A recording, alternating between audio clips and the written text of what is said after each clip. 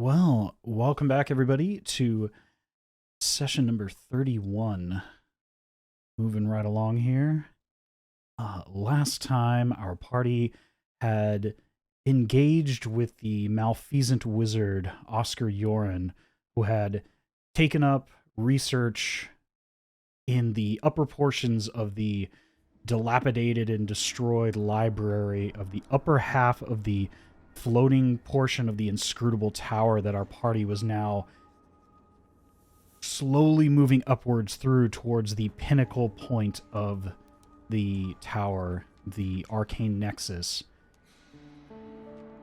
After discovering a number of strange oddities throughout this insane arcane structure, you did battle with Oscar Yoren and his now heavily mutated former apprentices that were now in the form of these massive, hulking creatures known as haze husks. Or, haze hulks, rather. After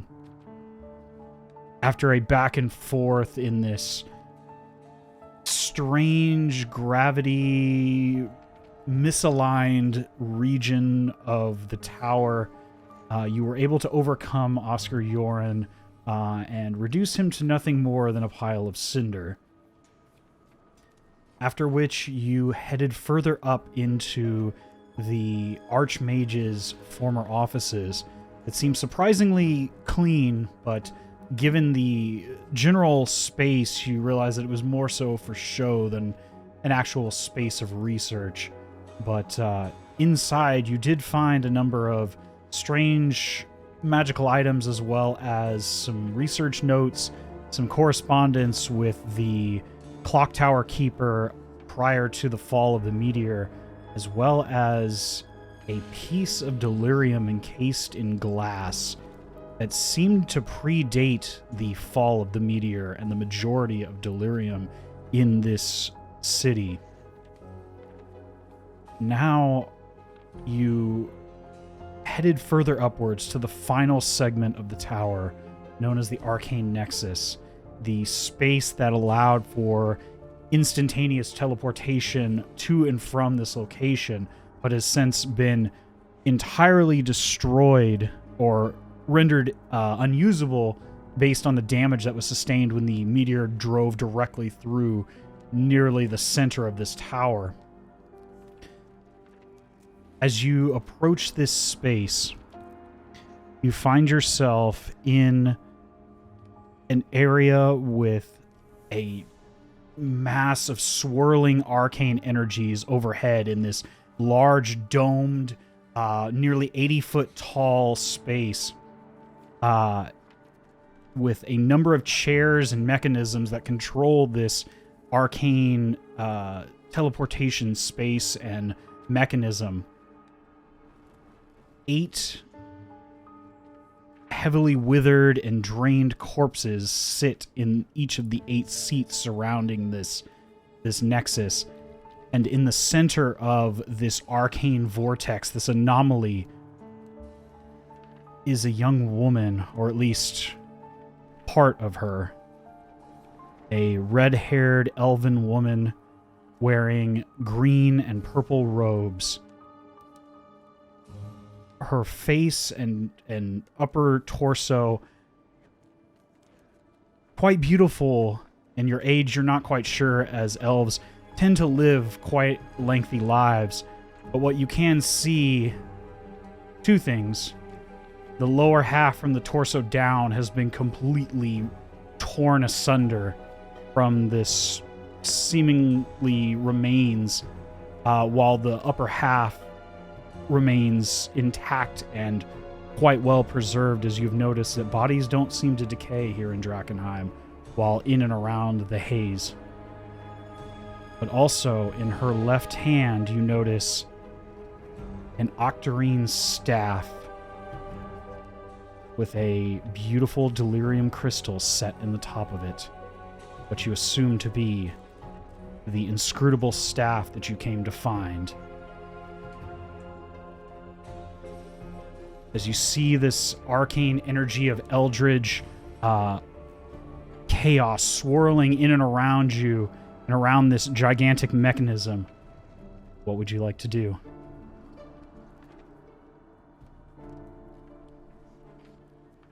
I would like to be careful. Yeah. Sorry, no, I'm sorry. My kid just came downstairs. He just was like, Dad, can you help me find my car Mac truck? I'm like, but it's 10:30, dude. You need to be in bed. He's like, I need it. I'm like, you don't need it. You go to bed, dude. We'll look tomorrow. I need it. We'll look tomorrow, my guy. You cannot cuddle that to sleep, no matter how much you would like to. Oh my goodness. Very good. Hell yeah, kids. All right. Goodbye, man. Oh. What? I agree with the careful. Definitely agree with that. Yeah. The chairs, you said there were 8 of them. Are they like connected to something? They are seemingly connected by way of conduit or some sort of they're mounted to the floor. They're raised up and they seem to have some sort of maneuvering mechanism to them as you kind of look just at a cursory glance, and you seem to see that they're spaced kind of equidistant around this centralized portion here. Okay. There's no other bodies. It's just this one in the center. No, each chair has what looks like a withered corpse in it. Oh, okay. Gotcha, All gotcha. seemingly wearing these purple robes of the Academy. But none of them are moving. And you don't get any initial signs of life from anything in this room. But these are like fully kind of way more decomposed than whatever the middle person is. None of them are decomposed. They're just sort of in varying states of... Gross. Right, but you've noticed over time now, seeing multiple times throughout the city, what few corpses that haven't been taken and devoured by creatures for sustenance don't seem to decay in the city of Drakenheim. At least those not directly in the haze. There seems to be some preservative quality that the haze has upon corpses and the non-living.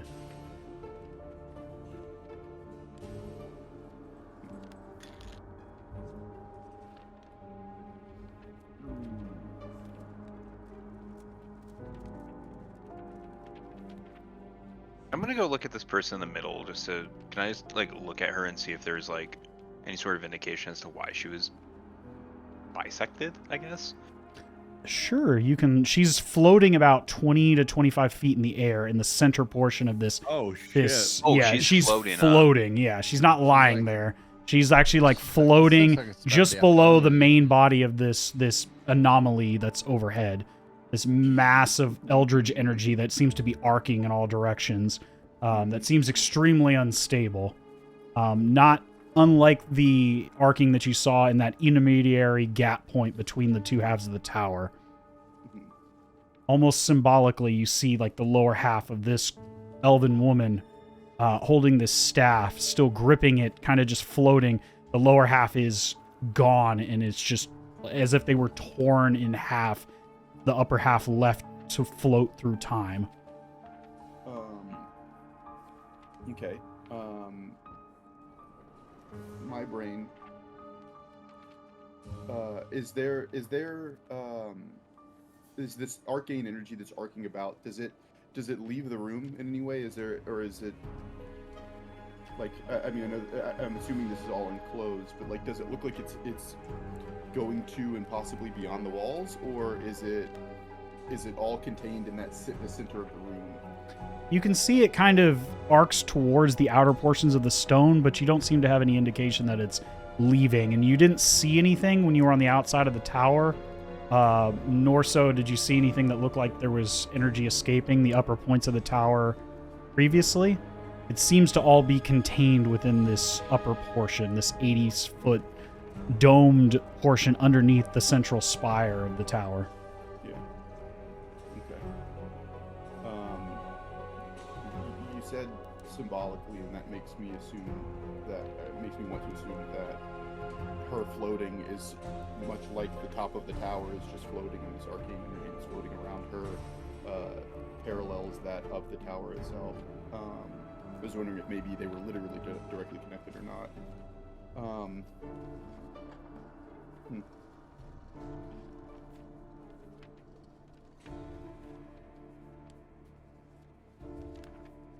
Can I go? Yeah. Do you recognize anything about this? Is there anything that you have thoughts on? Yeah, I was gonna say, like, can I examine like one of the wither dudes like close up, see if there's anything like that they might have on them that like might like jog my memory if I know about anything of this? Sure, you can give me either an investigation or an arcana check, your choice. I'm proficient in both, so it doesn't. Let's do arcana. Okay. 21. With a 21. You look around, and as you kind of move this motionless corpse out of the way, you kind of notice that on the right-hand side of each of these seats seems to be this sort of almost like a pin pad or some sort of control device with various runes etched into various finger locations across one of the right-hand arms of this chair that you notice you've seen in the past in your training that there are many methods of imbuing enchantments and things in the natural world. One of the most common is to utilize runes that are etched with either a magical implement or with magically infused ink onto parchment or various that imbue these magical properties at the time of creation. As you kind of read these runes slowly in your mind, you get the idea that this is some sort of control device. And you see that each one of these chairs has one of these control devices, and there are 8 of them. And you get a strong idea that this is likely some sort of means of controlling and operating this device.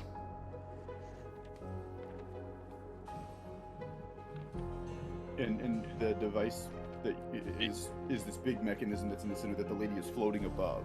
Yes, you see that around this central sort of pyre that she is floating above with a large arcane vortex above her head, but around that central plinth, if you will, like pyre, plinth, I can't think of a good, like a spire, almost symmetrical with the spire top of the tower itself, this 4-sided sort of pyramid that's at the very top that, you know, kind of ends in an obelisk-like shape. Does it have that slice cut out of the center?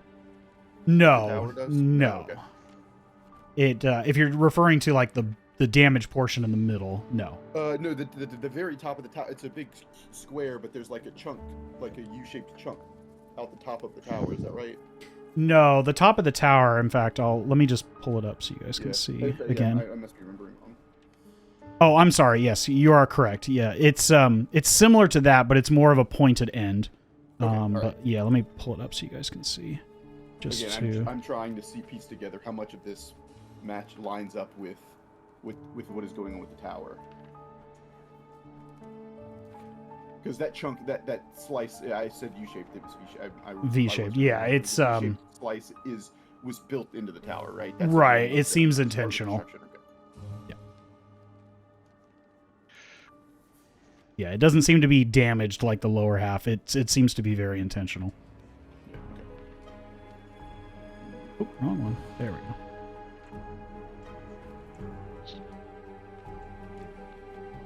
Does it seem like these chairs and these people in it, we've just said they're the actual ones almost like causing this person to be floating in midair?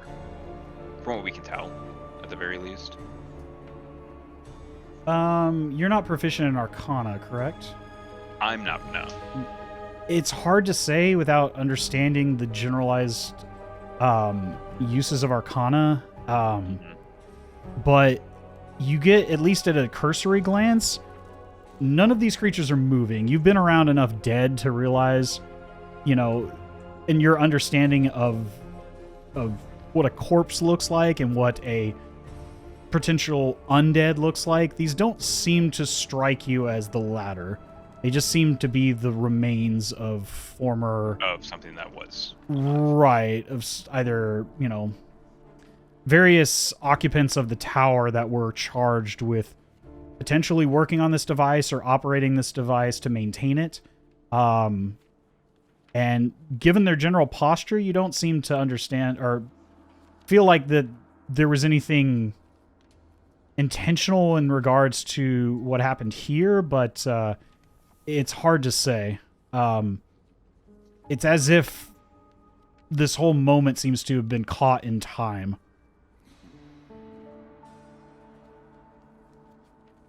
Gotcha. From the, I guess, vibes we're getting, do these 8 people seem like they're dead because they were frozen in time, and so they no longer can be alive? Or if air quotes frozen, obviously time is not stopped in here, right? But does it seem like they've died because of that, or they died and then the room was preserved? Is there a way that I'm not proficient in Arcana, so I don't know what I would. Give me a medicine check, if you will. A medicine check. Okay. Yeah, to see if you can. That's a 7. 7 total. 7 total, yeah. It's hard to say. You can't seem to figure out what the cause of death is. You just know that these corpses are not moving. They're effectively dead, if not actually. Right.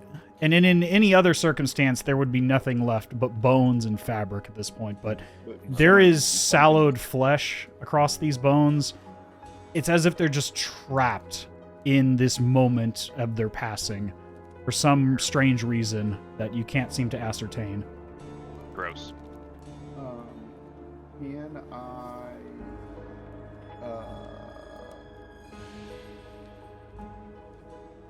Can I do like a search of a deeper search of the room? I don't really want to get in up close to the action of what's going on in the middle of this.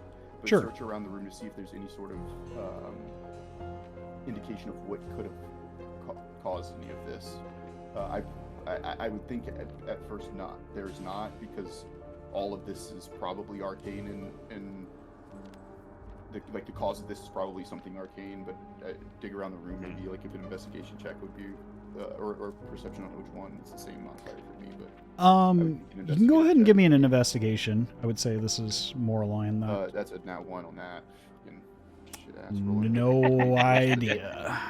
Yeah, that was yes.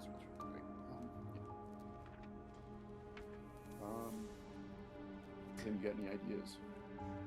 You, I think, are the most knowledgeable. This in character, you think they're most knowledgeable in what could possibly be happening here, because I don't know shit. Yeah. Okay.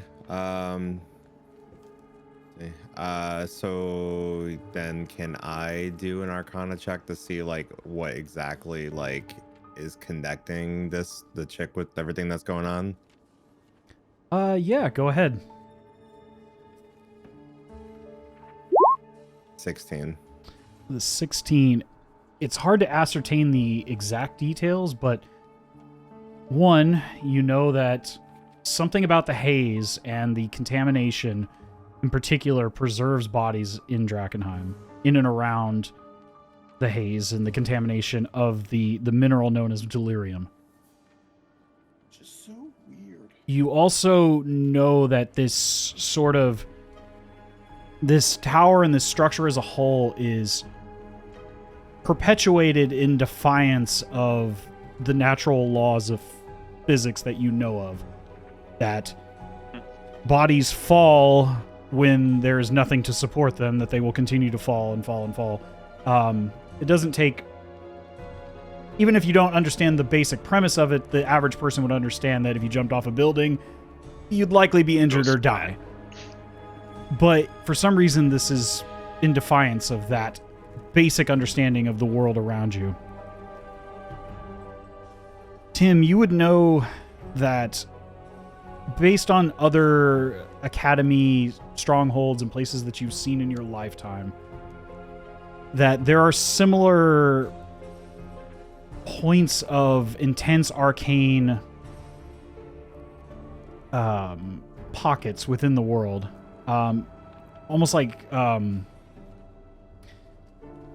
are often utilized as points of teleportation, travel, storage of powerful artifacts and arcane implements, and knowledge in general, and that the Academy itself tends to utilize these locations as the basis of their operations across the continent. This being one of the earliest and oldest points within the continent. You've seen similar devices like this. It seems to be the centralized control mechanism for all things within this tower, not just teleportation, but the basis of this tower's physiology, arcane cosmology, and connection with the world and the realms as a whole. And as you watch this sort of mechanism in the middle, it's slowly moving. And your understanding of mechanical devices in conjunction with the arcane kind of gives you an understanding that this is a centralized control mechanism, almost like the center of a clock. That its basic functionality has various points of control, but it all feeds back into this centralized mechanism. Do I recognize her at all? Or is she too far away? Like, I can't really tell. Like, get a look at her. You would be the only person to recognize this individual. Ah, fuck.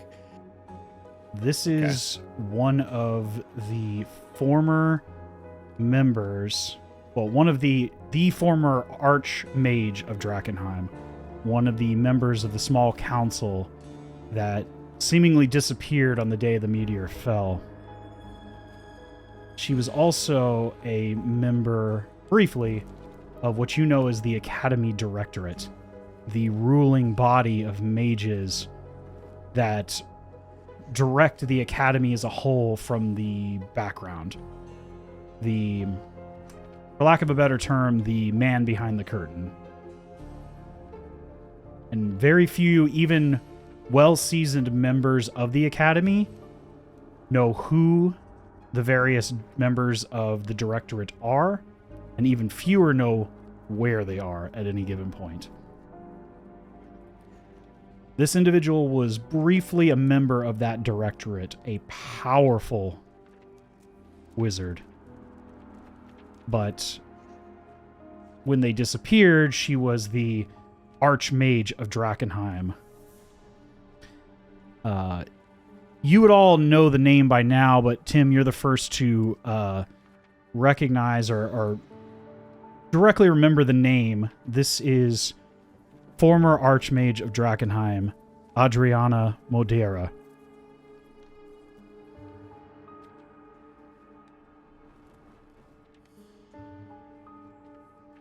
You don't remember speaking with her directly, but you have had passing interactions with this individual, having seen them before when they were still alive. You don't know a lot of details of their life, you just kind of know of their existence. Gotcha. Can you say her name again? It should be in your journals. Let me pull it up. I'll pull up the picture. In the journal, then I can get it. I believe I added it to everybody's stuff. It should be. Oops. Yeah, she's there. Hey, JJ, can I fly still? Do we still have a little bit of flying in this room? You go to jump and you don't stay afloat. You come right back down. As far as you can tell right now, it seems that the laws of gravity are back to normal. Okay, yeah. I was thinking maybe she's floating, the top of the tower's floating, the floating section of the stuff was below. Maybe it's everything was up here, but never mind that.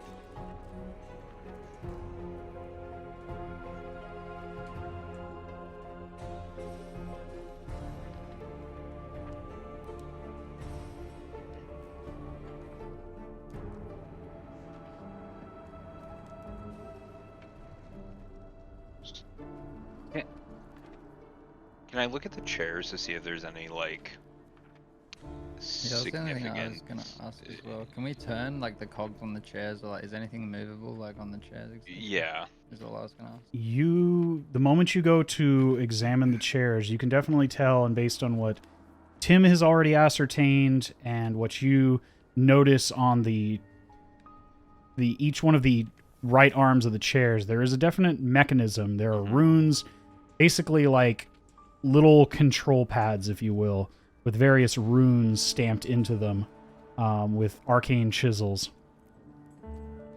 that seem to move ever so slightly when you press against them, with a handful of little gear knobs to the edge, almost like a ye olde remote control.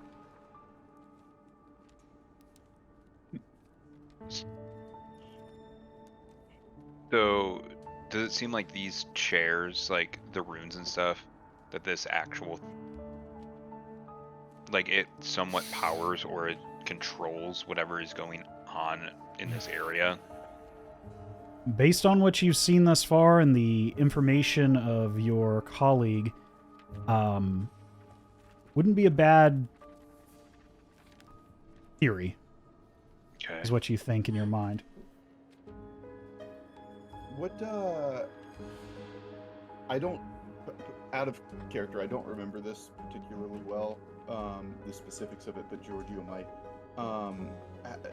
Does this layout, this mechanism in the middle of this thing, does it parallel at all the clock tower?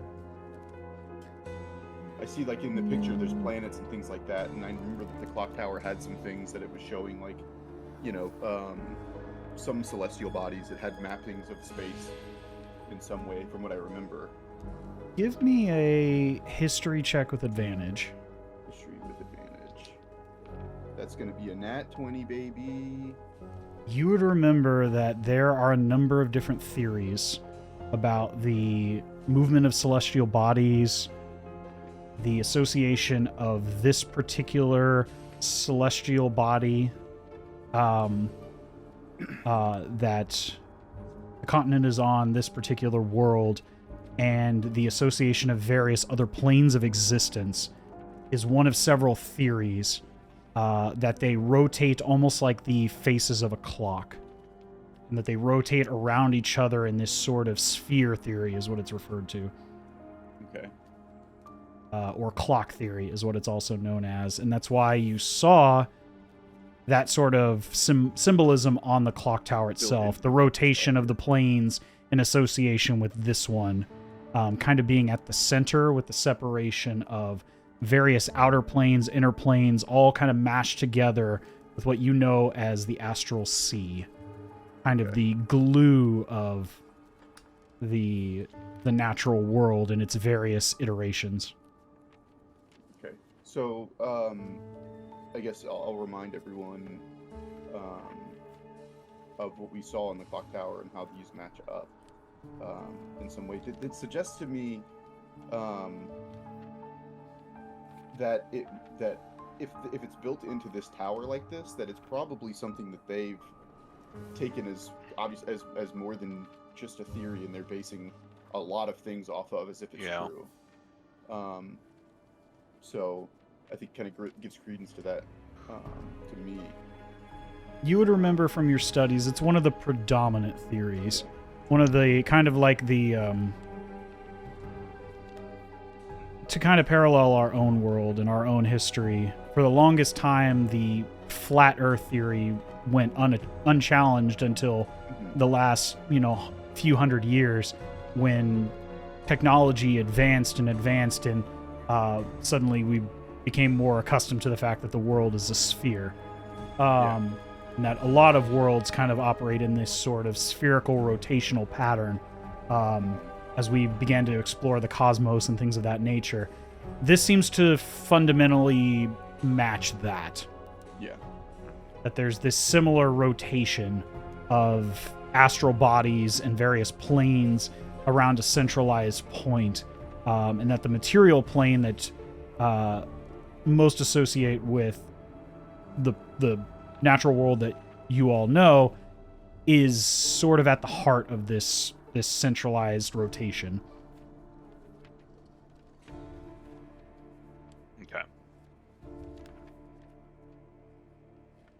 Sorry to ask one more question about the chairs.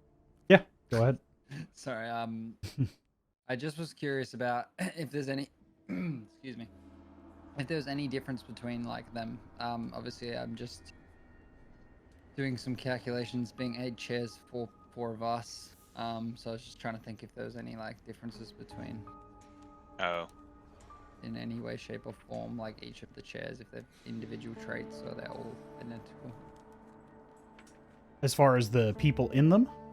But well, yeah, like I mean, like in the chairs themselves, I guess. Like I just want to have like a glance around and just see if like the chairs look like exactly the same, or if they look like they're different. And then, like as you said, like if the people in them look like they're, specifically doing something different, or like dressed specifically differently, or. At least at a Trying to see if there's any cursory differences. glance, you don't seem to notice any fundamental differences between the chairs. If you want to take a Okay. closer look, you can give me an investigation check. Yeah. Why not? No. Wait, is that on the check or is that a? Yeah, that's Yeah, well, you have a yeah. minus, but that was a nat 20, so Yeah. That's funny. you go to Curious. inspect one of these arms, these mechanisms. And as you do, you're kind of rolling your fingertips across the sort of malleable rune-like keys and one of these knobs. And we'll just state for the sake of brevity, it is this one directly to the left of where you are on the map here. Yep. As you do so, you, without intending to press down a series of these keys, as your thumbs kind of slips and rolls the knob ever so slightly. In doing so, you begin to feel this chair begin to move and shake. These chairs themselves are they're not directly on the ground. They're kind of raised up about 5 or 6 feet off the ground. You feel it begin to move and slowly raise up and move outward on this sort of pivoting arm. But as it's doing so, with that natural 20 roll, you notice it begins to sink into position, and you feel these arcane hydraulics begin to push out before it begins to hum and move and lock into place above, maybe a few feet outwards, and just off to the left, just a smidge. You feel it lock into place and become...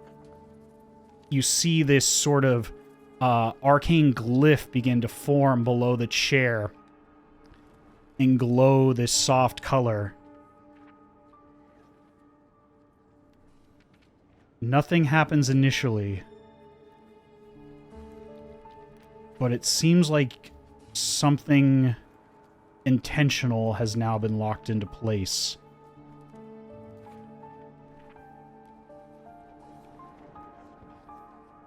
Does anything happen with the floating person? Like, does she maybe like sink down at all, or I guess get closer to the ground rather? Give me a perception check.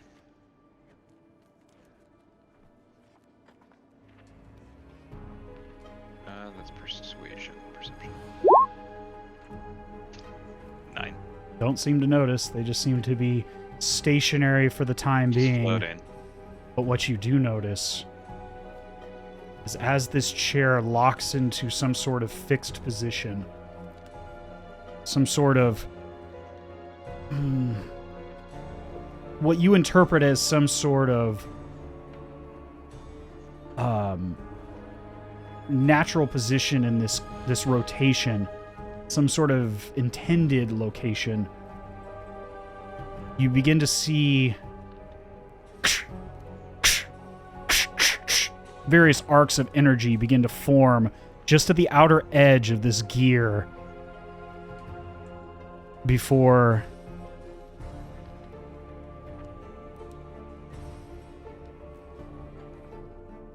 a vortex of energy opens up.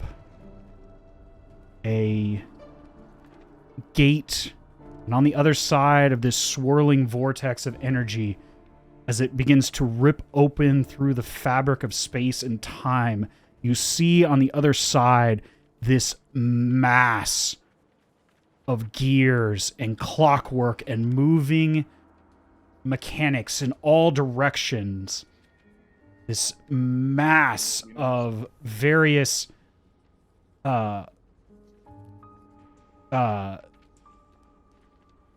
clockwork madness almost, and its complexity so intense, its movement so precise that it borders on chaos as you watch it from the other end,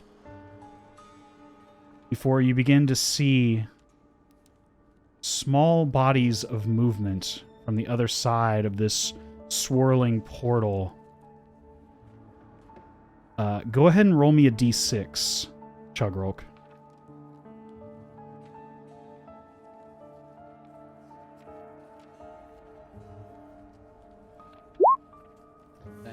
The 2. You watch as a pair of these strange mechanical creatures begin to slowly fly out of this portal.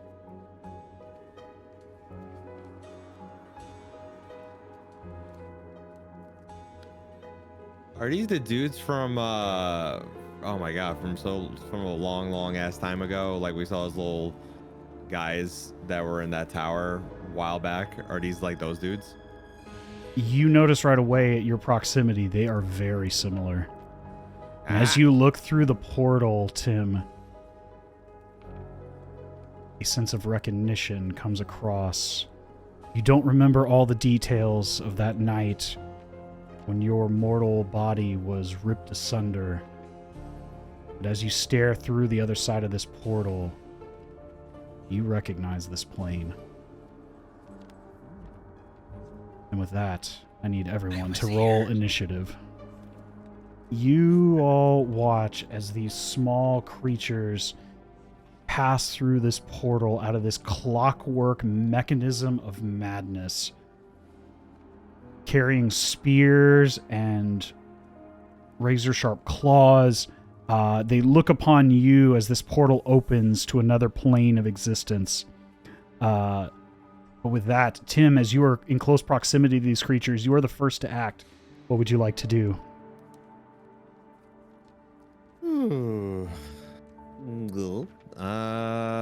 There's one right next to me.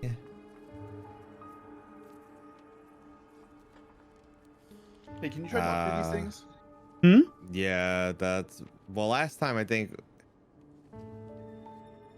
Oh, last time we couldn't talk to them because they talked in binary, and then we had to do the language thing. I think I had tongues or whatever. That was a nightmare. Oh yeah, whatever one where you could like understand. Yeah, let me see if I. Yeah. So I remember they're being really weird.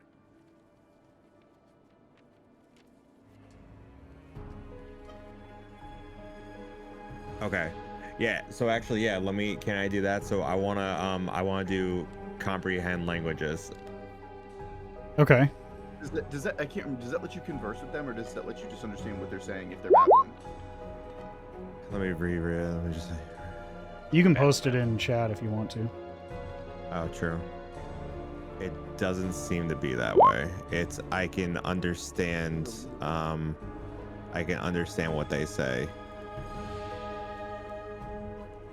Are they speaking? Are they making any noises, JJ, as they come out? Not initially, but as they turn and look at you all, they seem to be in a heightened state of agitation as this portal has opened up. Before this tri-sided pyramid creature on the right that's closer to Tim begins to turn and rotate in this sort of twitching maneuver and looks over. 1-1-0 01 1 1 0 0 0 0 1 0 1 0 1 0 1. I remember these guys now. Yeah, that's what I was saying. And you don't Okay. understand it, but you can definitely hear by the tone it sounds agitated and violent. Yeah. Okay. This doesn't have to talk. I don't know if it would be worth wasting your action on that. Well, I mean, realistically, I mean, it's a level 1 spell slot for me, so I don't really care. It's fine. La di da.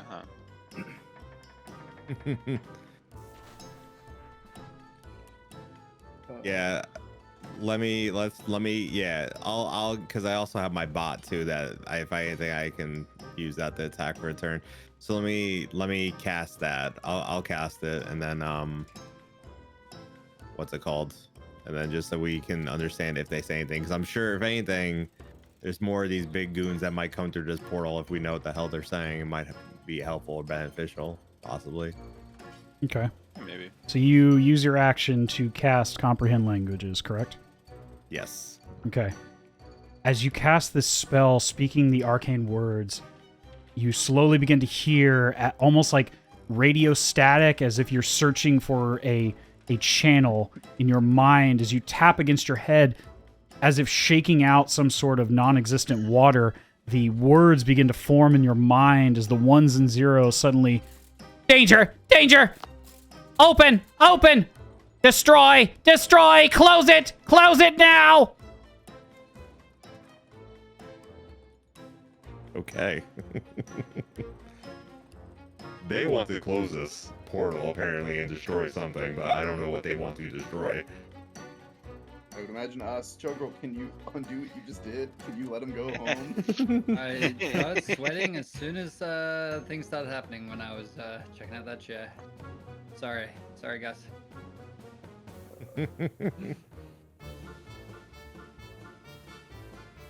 I mean, do we want to blast them? I'm guessing we probably. I don't know. Yeah, I let's stop start doing blasting. stuff, I swear, every time I do anything, and Get your get your tank to freaking blast some out of the sky. Okay. If that's the case, then yeah, then I will. I'll send my bot over here for my bonus action. First half of the bonus action, and then this is the forced ballista. So then I'll attack the one that's straight ahead of me. This guy. The one on the left? Yeah. Okay. Let's see it. Ballista straight into this portal. Yeah. I like you It want destroyed the other world. You want to go back? Go back. Go ahead. Let's see it. All right. Let's see. Where is it?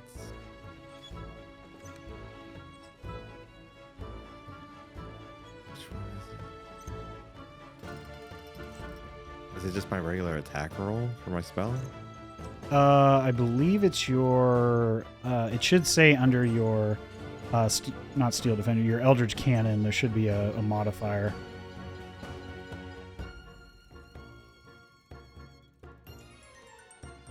Oh, it is my spell. Yeah, it's my spell modifier. That's what I figured it was Okay, your cool. spell attack roll. Okay, cool. Yeah.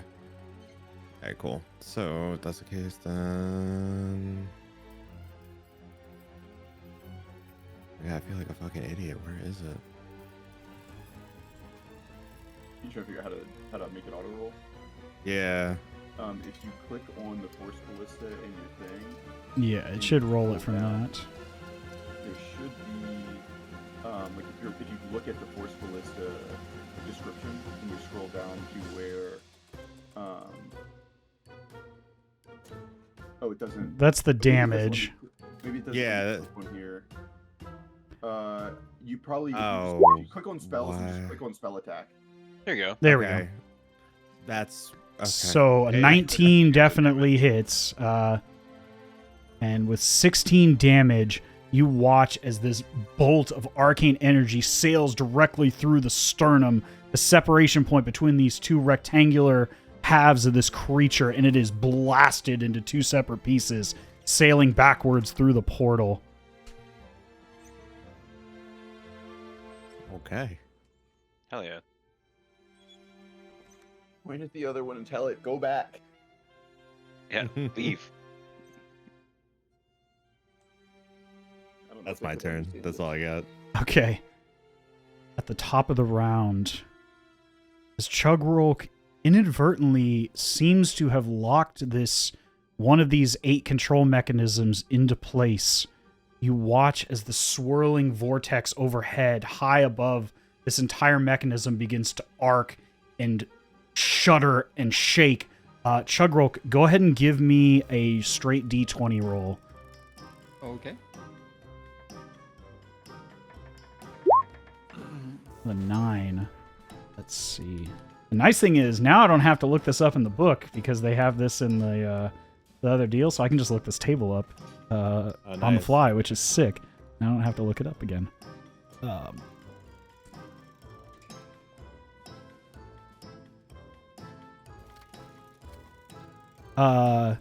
You watch as from this swirling vortex, a smaller portal opens up high overhead as a similar looking creature drops out, almost as if the floor itself below its feet had caved in from below it. As this creature falls down beside you, Chugrulk, falling directly on top of you, you look over as a spherical-like, central-eyed creature looks down and looks at you. Far more fear in its face, besides compared to the other two that you just saw come through this much larger portal. But it doesn't seem to be, at a first glance, hostile to you, as it cowers between your feet, its tiny robotic hands gripping between your armored legs, as it just shakes violently in this sort of cowering, and you just hear 11101011111101010101010111. Tim, you hear, why am I here? Why am I here? Help me! Help me! Help me! Don't let them hurt me! I want to screech to the rest of the party. Yo, guys, this one's freaking out. Should I step on it? Bad idea. I don't think that we want to be fighting these things. Crush its central eye. So, but with that, relay what he's saying. Cedric, we are on to you. What would you like to do, sir? The other, like, triangular or diamond shield one, that one still seems hostile. Extremely. That was one that came out looking hostile. Okay. Damn.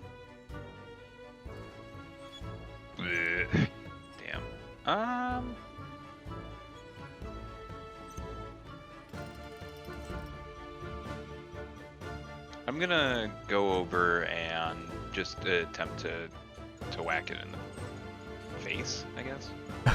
One of 3 faces? Yeah, I'll just, I'm gonna loop around so I'm not next to the portal.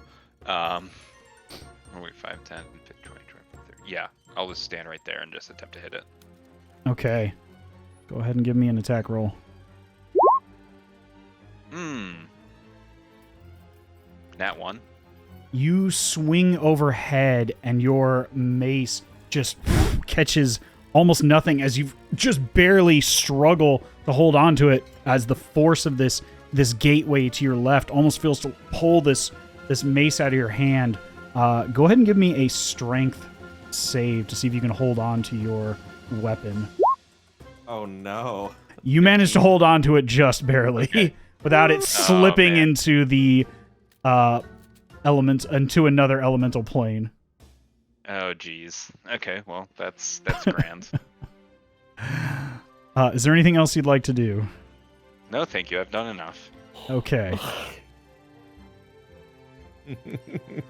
Onto the tri-drone. You hear it begin to cry out, 0101011101110101, as it's going to burn its action to call for reinforcements.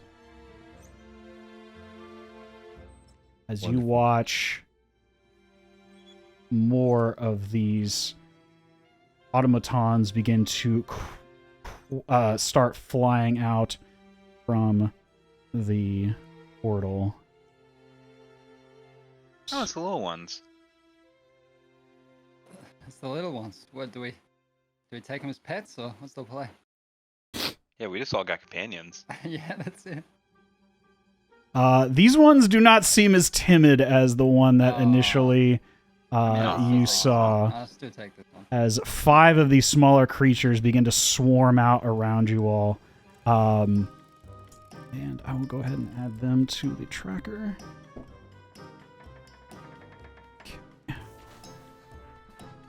What inconvenient line that they're into.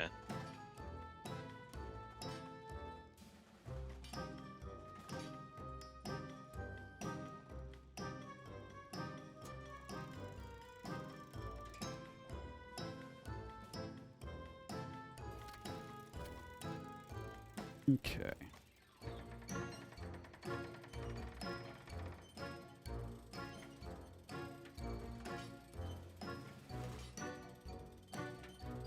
And they will begin the start of their turn on the next top of the round. But Chugrulk, we are on to you. What would you like to do, sir? As you see more of these creatures begin to pour out of the gateway. Yeah, I think like being that these ones look low-key kind of friendly. Like not these ones, like the one next to me. I don't know like what the play is with that one. Like, it's kind of clinging to my legs, but I won't. I want to head over and help out and fight the big one. I think is the play. Okay. Let's see my facing. I can't share a square with anything, can I? You can with these are all small creatures. You would have a harder time sharing a space with some of your like somebody like Cedric or even Tim to swing your weapons as fluently as you'd like. You can certainly try, but it would be more difficult. No, that's okay. And I'm just trying to remember where I'm sitting with my javelin now, because it's been a little while with Thunder Thrust. Would I have that? Would I have my special ability back or not? Has it been a? How long does it take to recharge? I'm just trying to remember that. It's every morning, and It's every morning at dawn. Yes. So yeah, that wouldn't be. Well, I think I'm just gonna use it as a regular javelin then. And I'm just Okay. gonna throw it. All right. What's my distance actually? Let me see. I believe it's at least 30 on a javelin. Yeah, so I'm 35 away, so that's good. Okay. Yeah, I'm gonna go with that. Okay, a 23 definitely hits. Which one are you? Are you targeting the mono drones or are you targeting the big guy? I'm targeting the big guys above Cedric. Okay. Yeah, go ahead and yeah, that definitely hits. Go ahead and roll your damage. So that's 7. You watch as the javelin drives through and pierces directly through one of the upper corners near one of the eyes as it rotates, as it slowly begins to twitch back and forth in this motion, rotating the other way, but you watch as your javelin slowly begins to shake, pulls out, and then flies back into your hand as it does so. And you see these arcs of energy arcing off of this creature as it slowly begins to rotate one of the faces that was not damaged. But Okay, still seems to be moving.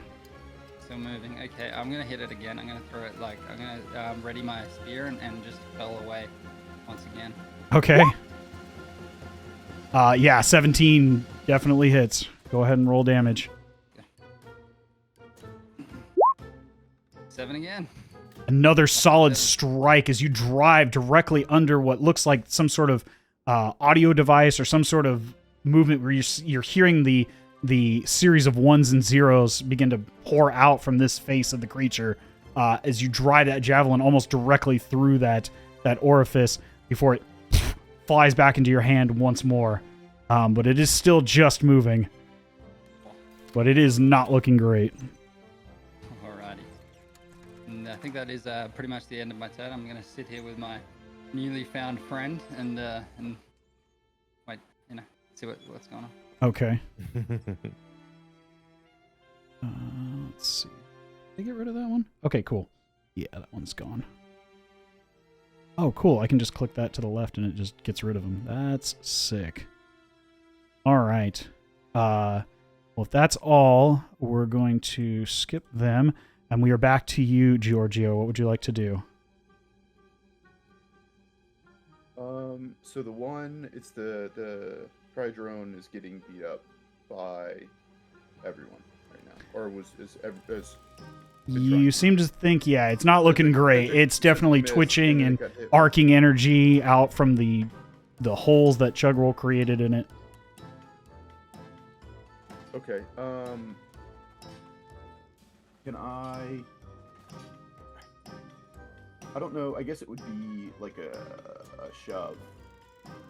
But I want to see, like, these things are not big, right? How big is this tri-drone? The Tri-Drone is probably the largest of them. It is about 4.5 feet tall.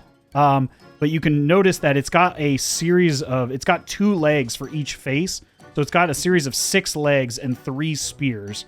One for each face. And 2 legs for each face that it kind of moves around, these spindly legs. When it raises up, its knee joints kind of locking into place. It's almost 6 feet tall when it does that, but the main body of it, as it's kind of moving around, is about 4.5 feet tall.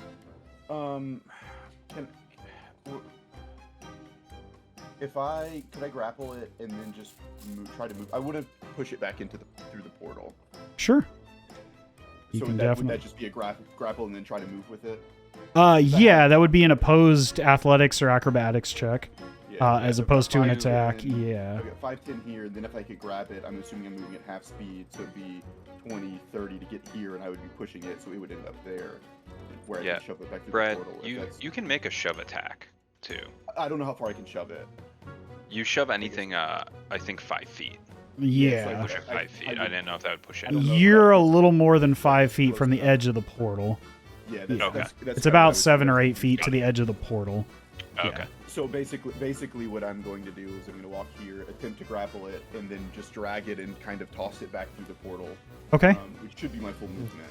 Hell yeah. Here, and then I'll do just a regular attack roll on it, right?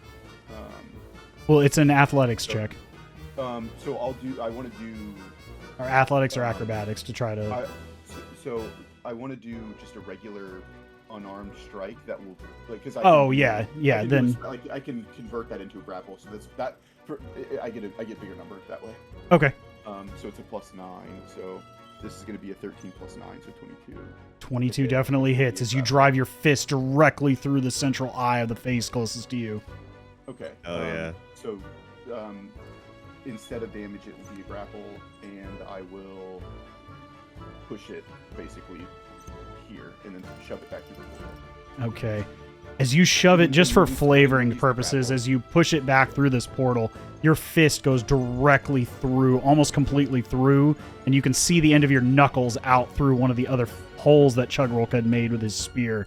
As this thing goes, as you just spin on axis and just wing this creature back through the portal, its limp body sailing off into this mechanical madness that ticks and talks from the other side of the portal. Whoops. Is there anything else you'd like to do? I shout back at the rest of these things. Go back, we'll try to close this.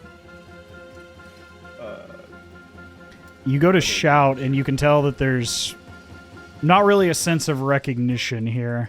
As they turn to you briefly before just beginning to cry out more, 01, 01, 01, 11, 01, 01, as they all raise up these sharpened looking brass spears.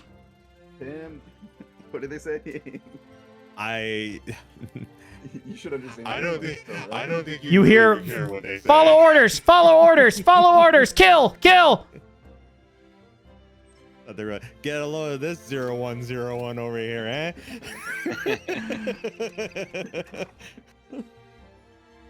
But with that, we are. Is there anything else you'd like to do before we? Can I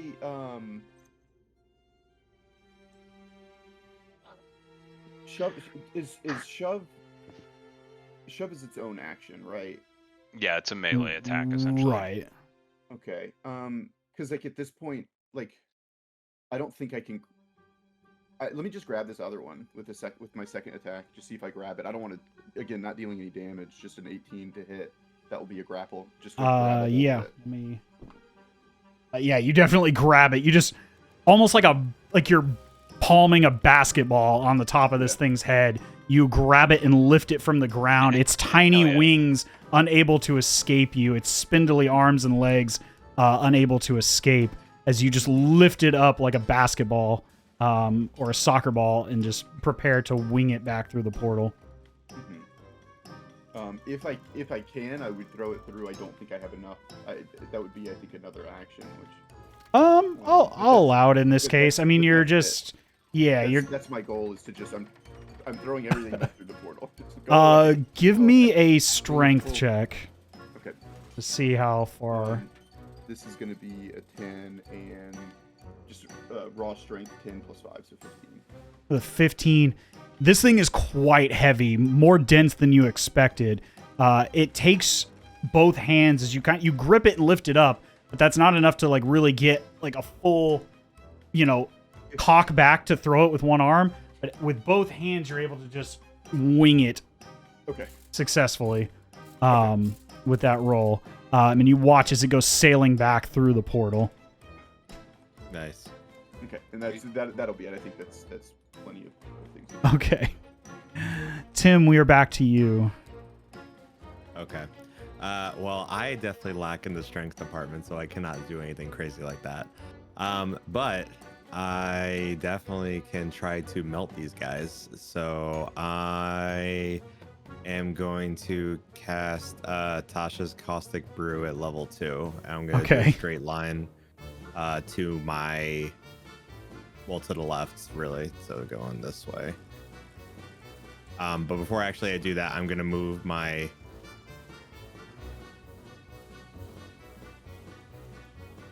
Because we established that like my cannon can just walk through characters because it's so tiny, right? It technically doesn't count. Yeah, you can share the space with them. If you move out of the melee of any of these creatures, though, they will take an attack at it. Okay, I gotcha. That's fine. I just want to make sure. And then if I knock one of them back, could they can occupy the same square? Yeah, these are smaller creatures. These orbs are about maybe a foot or a foot and a half at most. Okay. Like 12 inches in diameter. They're about the size of a basketball, a large basketball. Okay. Yeah, I'm gonna try to take a chance. I'm gonna have my cannon try to get out the go first. So if you want to attack, where specifically are you trying to move your cannon? Just so I know. I'm going to. I was gonna put him here. Okay. If that's the case, then all three of these guys would get an attack of opportunity against the cannon. That's fine. I'm just trying to see. Yeah, that's fine. Okay. So go ahead and move your cannon. I'll go ahead and roll for their attacks. The first one is a 6. That's definitely not going to hit. Nope. The next one is a 17. Nope. And the last one is a 19. Yeah, it's an 18 for the armor. Okay. Damn. That is 5 piercing damage as this tiny little, like, child's dagger sinks in between the armor plates of your cannon. It's quite comical. It looks like a toothpick in the hands of your larger companions, but it is a little like stiletto brass dagger. Bro, paper cuts hurt, man. Like, It's true, dude. But nevertheless, go ahead and you said you were gonna cast Caustic Brew as well. Yeah, so I'm actually gonna have my cannon go first. I'm gonna have my cannon attack the guy next to me first to get him in line with the other ones. Okay. I'm gonna be right back, guys. Okay. Wow. Yikes. That definitely hits. They're melted. Well, that's just the force ballista. But imagine that was my fucking cross. That'd be fucking nasty. Is your force ballista a ranged attack?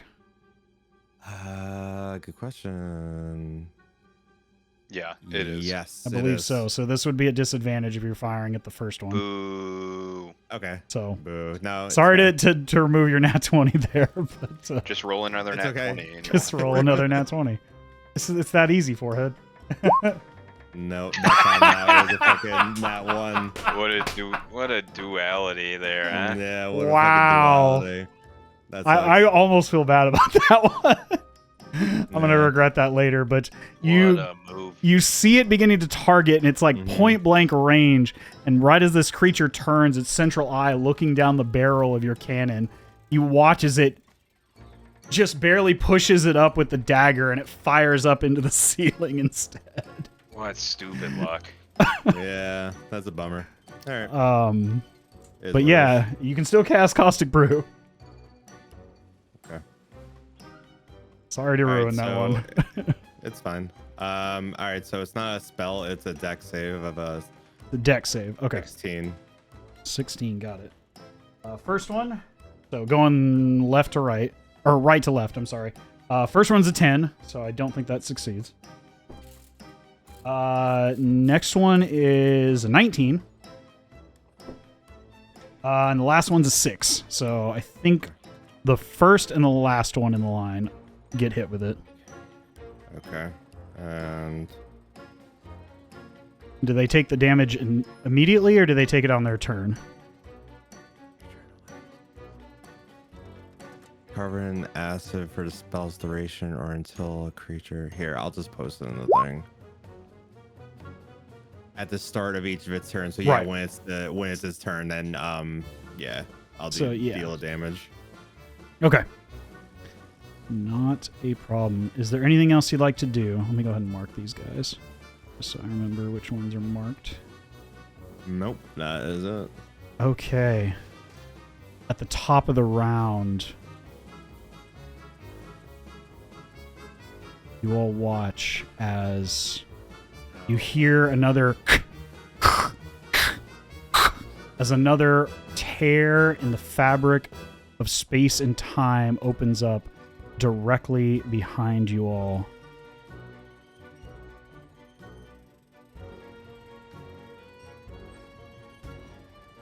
Thanks, Argus. And can I get somebody to roll me a d6, please? What? Just a straight d6. 4. All right.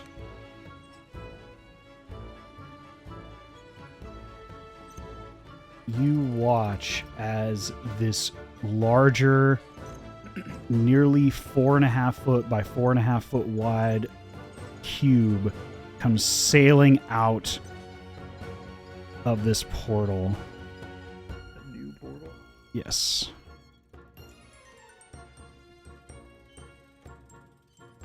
And begins angrily screaming out, 01! 01! 01! 01!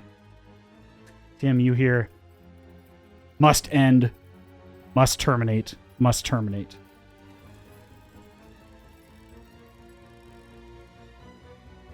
Let me go ahead and add them to the counter. Just real quick, what did I miss? I see caustic brew in the rolls.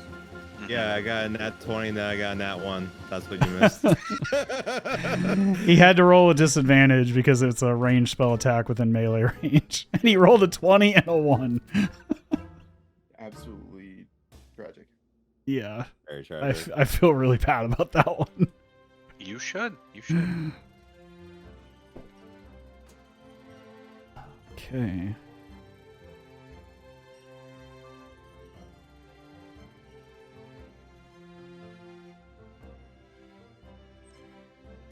But with that, Cedric, we are on to you. As you watch another one of these portals begin to open.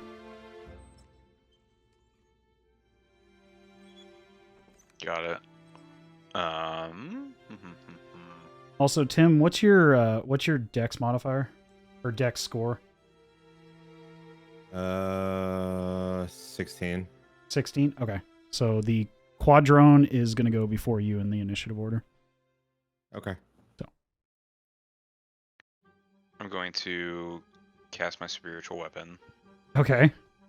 To start on over there, my bonus. And I'm going to... Yeah, attempt to hit the one that's just below Tim there.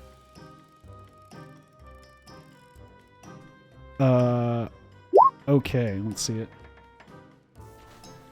Yeah, 26 definitely hits. Go ahead and roll damage. 7. Your spiritual weapon crushes this thing into a disc as it stops moving almost instantly. Rip dummy. Is there anything else you'd like to do? Yeah, I'm going to move 5, 10... Well, wait. 5, 10, 15. And... Okay, you're still in melee at that one. Yep. Yeah. And basically seeing what... Well, how far is this, the one just below me that's not... I mean, you're within covered in melee. How Yeah. close is he to the portal? How close is he? I mean, you're right on the edge of the portal, maybe like 2 feet from the rip in space and time, and this one's on the other side of you, so maybe like in total, maybe like 6 or 7 feet. Okay.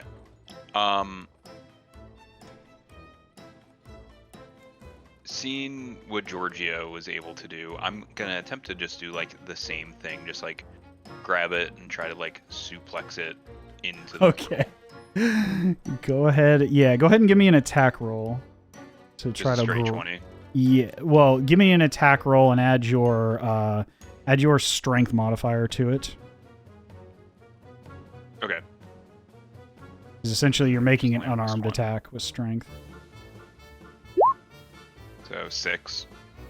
You go to lift this thing and you realize it is quite dense and quite heavy, and you're not able to get a grip on it as its tiny wings flap away from you and kind of duck under you as it prepares to cock back and stab you. Eey. Okay.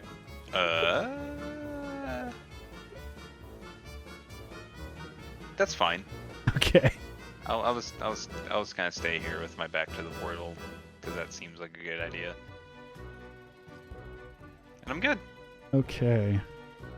Well, the Tridrone is no more, as you basically yeeted its corpse back across the planar boundary. So we are back to you, Chugrulk. What would you like to do, sir? Now, the quadrone is the one down here, like just above to the left of that bottom portal, right? Yes, it's the one about 10 feet away from you to the right. Yeah. Well, I think I'm going to attack that with Ignatius from where I stand, being that I'm Okay. within reach. All right. I will. I am giving Chrome a workout with all these tabs I'm having to open right now. 27. A 27 I can almost guarantee hits. I don't think there's a lot of things that could outdo that. I'll damage in on the off chance. So I've got what, 12. Well, no, I've got the radiant flaming damage. Okay. So a total of handed plus 24. 24. 24 damage. Wait, no, 24 down. Is it add the whole 12? Yes, it is. Yeah, so 24. 24. You slice down directly through this cubic creature as there's almost this pause before two halves of it fall to either side as this arcing energy, it twitches slightly before falling limp on the ground. Now, I was going to ask this before I realized how close I was to that thing. Is there any way of knowing if these like portals are like, have any kind of a weak spot, or like, are they kind of just looking like ethereal, like, Go ahead and give me a perception check. You have no idea. Okay. They are portals to another plane of existence. And you see masses of mechanical parts and moving pins and cogs in all directions. It is complexity bordering on chaos. Okay. Now I don't want to leave my little friend alone. If I move towards the other ones, will it come with me? You can certainly try. Okay. Is it still pinching between your legs? Yes. So He's just I'm shuffling thinking on over. I will move over to here. Okay. And then attack the closest one to me. Okay, let's see it. Where are we? 22 definite. Oh, you're stabbing it with Thunder Thrust, or are you throwing it? No, I'm just stabbing it. Just stabbing it? Sorry, Okay. wait, yeah, sorry. I was meant to the. It should be this. wait, It'll be the same what was the modifier then. roll? I was gonna say, what was the? Yeah, it's plus. It's 11 fine. Anyway, so Yeah. if anything, it's higher. Yeah, so go ahead and roll damage on that.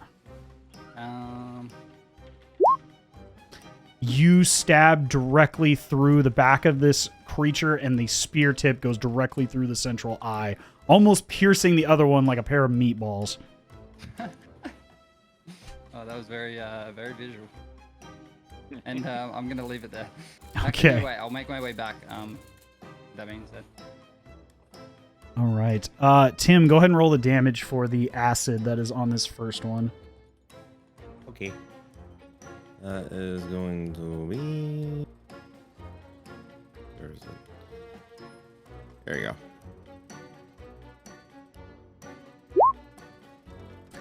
You watch as it is melted almost instantly into a thick sludge of steel, brass, and other parts unknown. Nice. Swell. Cool. Cool. Love that. Hell yeah. This other one is going to invoke self-destruct. I need a dex save from Cedric and from Tim. Oh, fuck. As you watch it begin to Worthless shake man. violently before its eyes go white and just a mass ignition. Gross. So you both fail. That ain't good.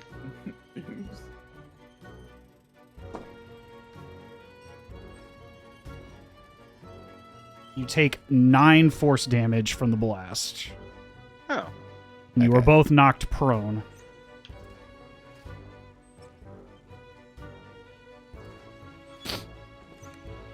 Okay.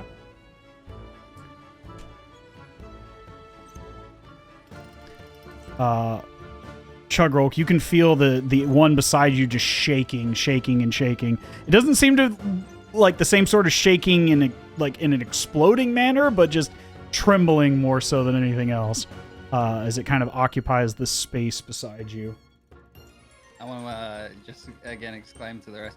Hey, this one seems cool. He's cute. But Giorgio, we are back to you. What would you like to do, sir? There's only one left.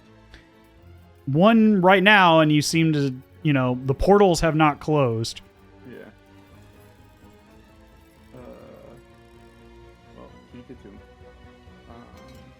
Well, there's one. He doesn't seem to be hostile, from what you can tell. Well, so what I was going to do is walk over to it, grab him, and chunk it through the portal like the other ones, but I can't reach him, so I will not be. So this is the chair that Chugrulk touched that started this, Yeah, I'll go ahead and put a marker on that one. and this second one that showed up just showed up. There wasn't. It just seemed to show up in reaction to something. You're not quite sure what. But no one's clicked any more buttons on chairs or anything. No. Okay. I will come over here and I will look at this and see if I can notice anything, like if there's wear on some of the buttons, or to see if there's any sort of hint to what buttons may be the right ones to click to do anything. Okay. You can Oh, give shut me this- an shut it off. Arcana, sleight of hand, or investigation check, your choice. Investigation check is going to be my best one, I think. Okay. And would make the most sense because I don't know shit about Arcana. So this is going to be a 17. A 17 total. Can I deduce anything? As you begin to move some of the runes and press down, trying to mimic what Chugrulk did inadvertently out of sheer luck, you see that there's definite movement as you push these various rune tiles on the arm. And as you do so, you look up. There's this sort of halo device that's sort of the corpse that's in the chair seems to have this halo device that slowly begins to as you hear this loud static in your head. You take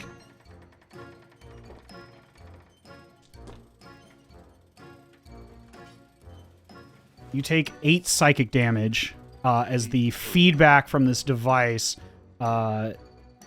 recoils on you, and you don't seem to have pushed the right sequence. Okay.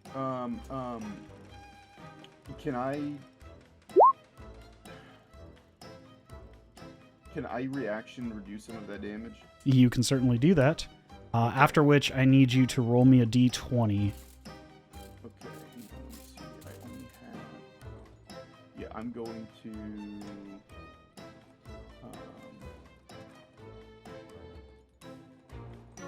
Stone's endurance. That. 1d12. I forgot we had that. Yeah, 1d12. That's going to be reduced by 3, so I only take 5. Okay. And then you said a d20. Yeah, just a straight d20. That's a 3. A 3. Let's see here. Is the random clicking? So I would like to continue randomly clicking despite taking damage. I don't know if I have more time to continue clicking or if that takes up my whole action.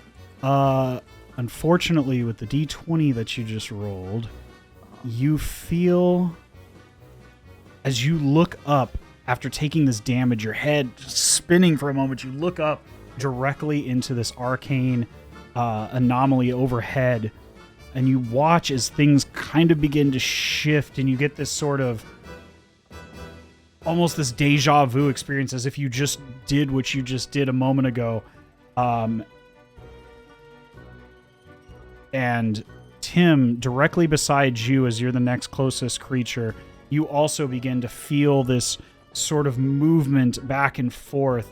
I need you both to make a Constitution saving throw.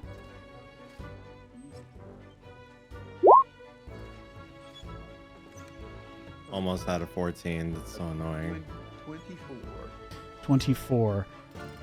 Giorgio, you are fine. Tim, you are stunned until the start of your next turn. Wonderful.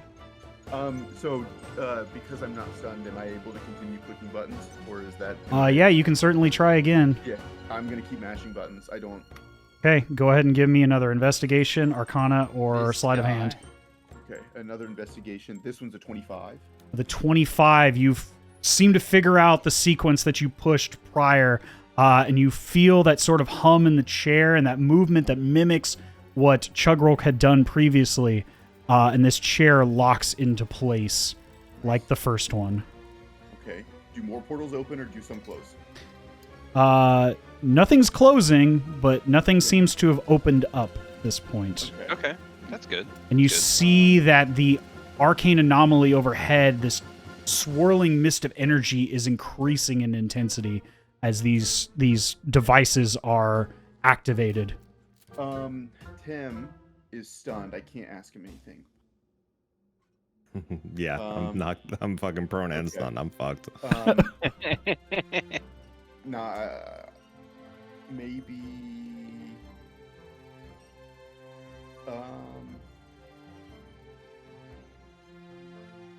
Yeah, I don't know. I'm gonna look at Tim and panic. I guess that's it. That's all I got for my turn. Okay. Let's see. The Quadrone is no more, so we will ignore their place in the initiative order there. Tim, you were stunned by this release, this arcane anomaly that was released by the activation of this machine. Which leaves us to the top of the round. I need somebody to roll me 2d6, please. I got it. A 6 and a 4. Okay.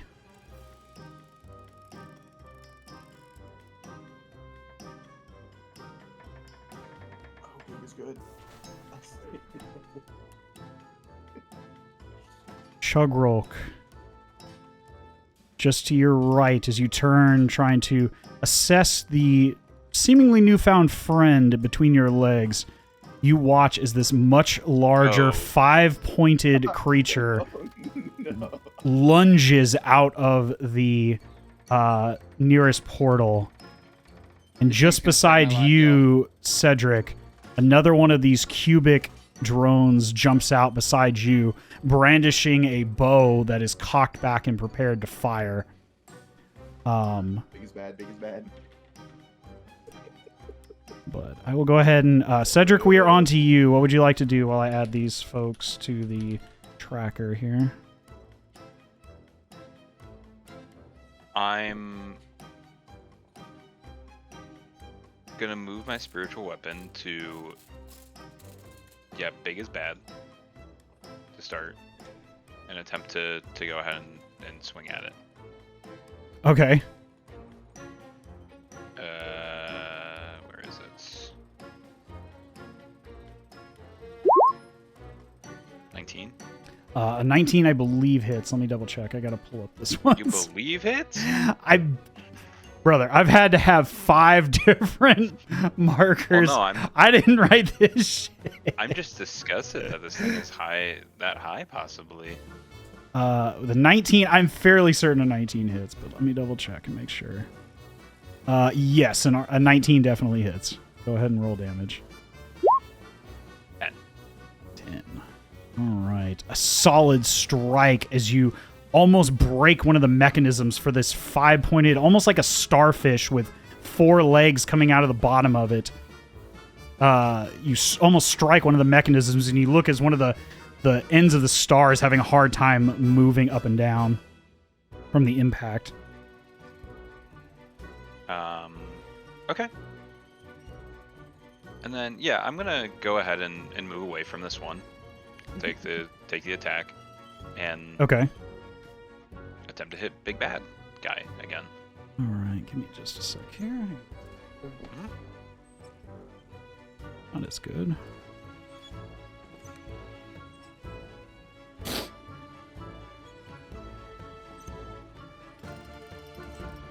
All right. Well, he's going to try to fire an arrow at you, but that's not going to be great with the proximity to you. So,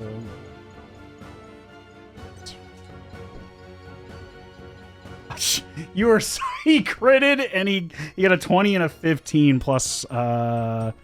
Yeah. So oh man, I still don't think he hits your armor class. Let me double check and make sure on his bow here. No, he gets a 19 with his modifier. Okay. So Yeah, then that hits. okay. He just manages to fire as he's had this cocked back as he leaps out of the portal towards you. You take 6 points of piercing damage as this arrow sinks into your back. And then I'm gonna go ahead and attempt to just hit this thing with my Comet Smasher. Okay. Oh, that's right. You have the Comet Smasher now. I forgot you have that new toy to play with. Yeah. Actually, I'm gonna... No, it's fine. I'll use the Comet Smasher. Okay. Let's see it. An 11. Unfortunately, 11 does not hit, as one of the still operable ends of the starfish smacks your hand away. Okay. I think that's all I got.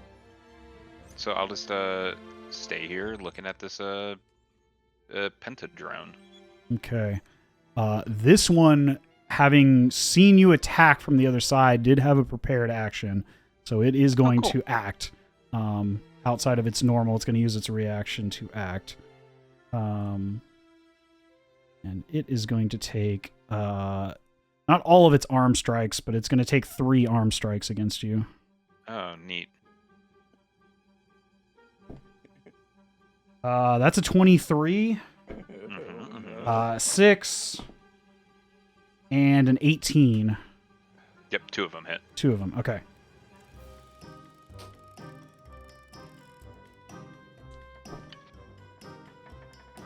You take 7 points of bludgeoning damage as 2 of the arms smack you across the face from both sides.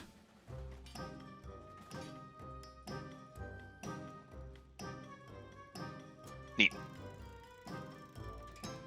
Neat.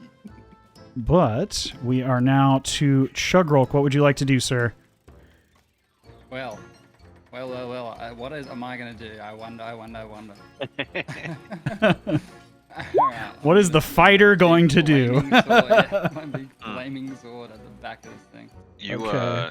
You can roll again for advantage. Yeah, you are flanking, so you do have Thank you, Mikey. advantage. I wasn't sure how it worked with something with 5 limbs, to be completely honest with you. I mean, 5 limbs or 500, it's, yeah. But an Okay, well. 18 definitely hits, so go ahead and roll Okay, damage. cool. I was hoping that it would be 1 up, not 1 down, because that 19's a crit. I know, right? Yeah, gig 'em. So I do not. I'm trying to figure out how this flaming thing works. Is the 46 is the flaming? I'm just reading it. Hang on, just to make sure I'm not like. Yeah, you're Yeah. 46. the flame 46. knocks Yeah, down. right. It is. Yeah, I just wanted to double check. So it's 29. 29. You come down from behind this creature, cutting completely off 2 of its 5 arms. It is still standing, but just barely. All right. Well. Just barely. Guess again. A 19 definitely hits. I don't think you cannot kill this thing. So Yeah, describe to me how you dispatch this creature. Well, I'm gonna cut off all the limbs, collect them all up. I'm gonna quickly bundle them together as best I can, and I'm gonna beat this thing to death with it. Jesus Christ. I know, I had to go medieval on this thing. I'm pent it up, you know. For the purposes of flavor all out, let's go.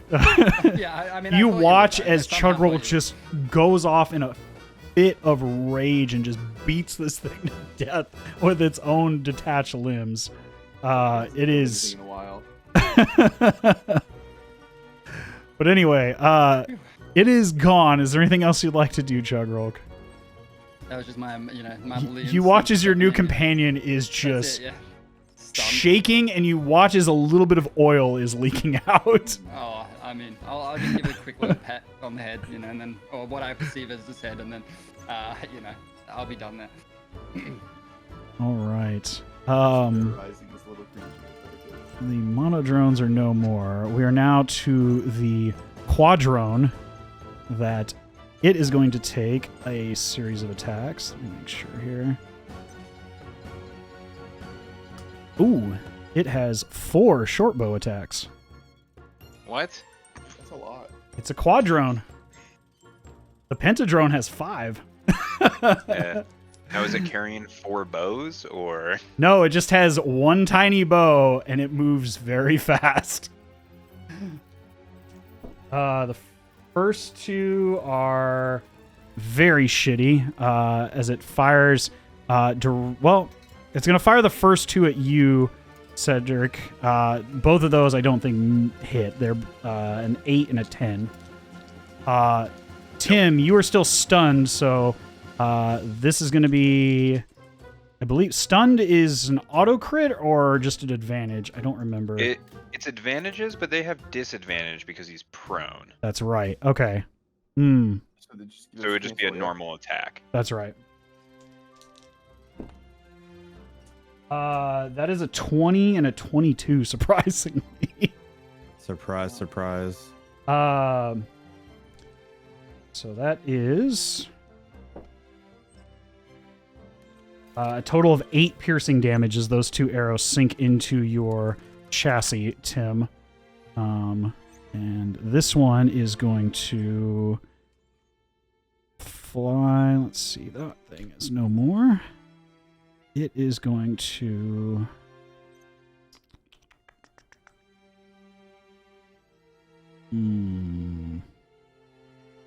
It is going to fly over here beside you, Cedric, as you are climbing, or you're closest to this seemingly other mechanism. Sure.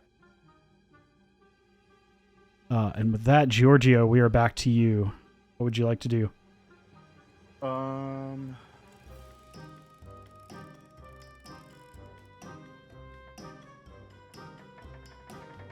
Wait, how long is the stun on Tim? Just one round. He'll be fine after his next Yeah, round. he'll be up. Oh, okay, because did it not go away after? Because I'm the last in initiative order. Right, he was stunned on his till his next turn, so he'd be on. I only have one turn, so Right, that's only been one round of the initiative, so he'll be fine on his Yeah. next round. Oh, okay.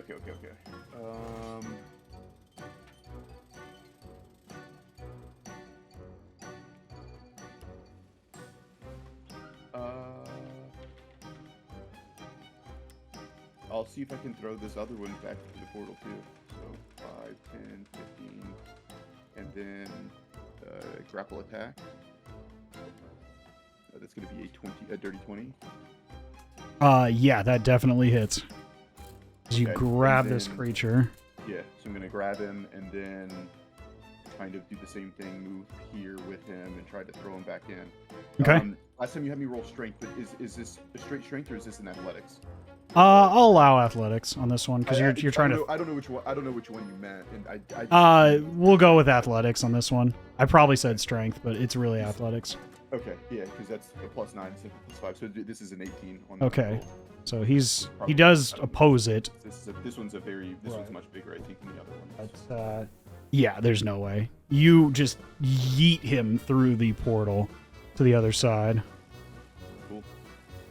And he is gone for now. Is there anything else you'd like to do? No, I don't think so. I did. So when I locked in the other chair, I was paying attention to what I did, right? So I know the combination that locked that one in. Seemingly. Okay. You're not 100% certain if they're all the same. Yeah. You just seem to get a gist of what was going on. Yeah. I don't know if I want to relay that yet because I want to talk to Tim. So yeah, we'll wait. Okay. Tim, you're able to slowly shake off the dizziness and the deja vu that you were getting from the blast of arcane energy you got from this anomaly, as you find yourself staring up at it from the floor, looking over. The portals are still in place as this is going on, but it is your turn, sir. What would you like to do? I mean, I have to spend an action to get up, right? So I gotta do that. No, you just lose half your movement. Half your You don't lose your Oh, action. You okay. just, no, Baldur's Gate you lose your action, but in D&D you lose half your movement. Okay, gotcha. All right, where's this last drone? He got yeeted. Oh, The yeah, you only did roll remaining for it. hostile one is gone. Yeah. Oh, okay. The ones the first one I threw through the portal exploded as I threw it, but the others Oh, right. are Okay. not dead, so presumably they might come back. I don't know. Okay. But Okay. yeah. Anything at the moment, the only thing that could be hostile is I think the one that's clinging to Chugrulk. Gotcha. Clearly has not been an issue so far. All right. So I mean, all right. So we're flipping. We're doing these things on the chairs, right? So we got that one over that's there. the thing. I don't know if we should, Tim. As we've done two, and I can't tell if setting these chairs created these portals or if these machine elves have decided to come in to assault us to stop us from doing this thing. Because they are monitoring this, right? I can't tell. I don't know.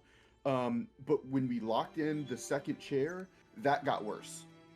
Pointing at the storm, the arcane storm, right?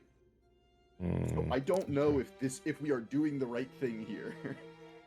And I think that, again, you might be the only one who has an idea. Well, okay. So either we need to close the other 6 as fast as possible to fix this, or we need to stop immediately because things are going to get very bad, and I have no idea which is which. Okay.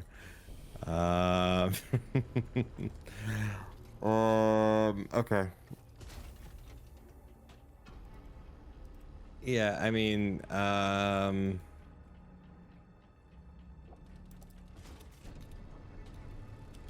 really. I can't really move too much to go look at.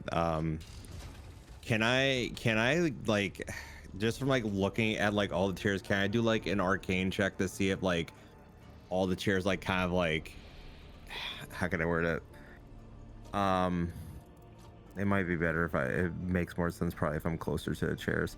If they all like have like the same type of like buttons, like the same like layouts, or if like they all like do the same thing type thing. I don't know. I'm trying to think of like what we can do to try to crack this. From what you saw in the first chair, and now looking now at the second of these 8 seats, the mechanism and the controls seem to be the same. You're not certain whether the sequence is the same that activates these seats, but as far as the controls, they look identical. Okay. Can I like look around? I mean, the one that's closest to me, since my movement's half anyway. Can I like look around the chair and see if there's anything that would indicate like this, like if there's like a number or anything like a sequence or anything like that that might be out of the ordinary that like this chair would have that the other ones might not? They kind of make it like. Which chair are you looking at specifically? The one closest to you? Right here. Yeah. You notice that this one, like the one that Chugrulk accidentally activated, has a small, softly glowing sigil. The sigil underneath it, you recognize as it means a number of different things: clear, stable, or activated. Depending on its context, you're not 100% certain, but seeing the two that are seemingly different than the other 6, you get the strong understanding that some amount of control has been reestablished. And as you look up, you see that there is a violent reaction. In fact, give me an Arcana check. I'll allow it with advantage on this particular one. Sure. 20 or 20, Oh. take your pick. With a 20, you're fairly certain that there are anomalies that will occur as this device is activated, given the fact that it's been out of control for so long.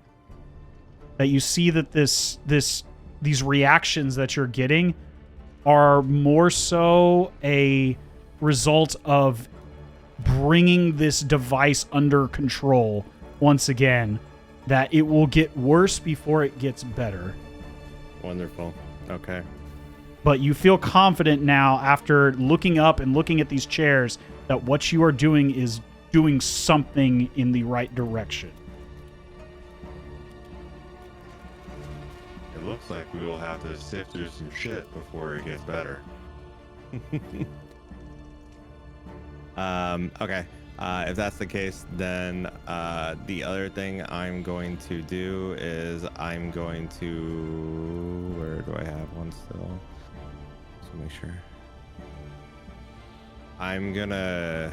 It's an action to do potion of healing. I'm gonna do a potion of healing. Greater. Okay. Jesus Christ. Okay, that was terrible. Okay, that's better than nothing. So. Okay. Is there anything else you'd like to do? No, that's it. The top of the round, you hear another as a third portal begins to break open. Okay. Well, God. The good news is they answered our question. They're just here to stop us. And I need someone Oh, to roll me brother. 3d6, please. I'm not doing it this time.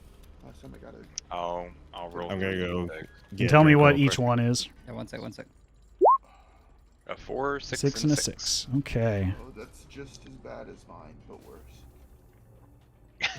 Just as bad, but worse. Who knows? Oh, man. Oh, these are the amount of arms that they have. Oh no. So close, I think. Oh, I it's a had big 4 to guy 6. again. Yeah, Oh, it's a big guy again. These have 5 arms, not 6. Oh yeah. But earlier, I think something spawned like 5 of those little things. So I think he's just got a chart. This is me metagaming. I think he's just got a chart. But big is, I think big is bad. Big and bad. Oh man.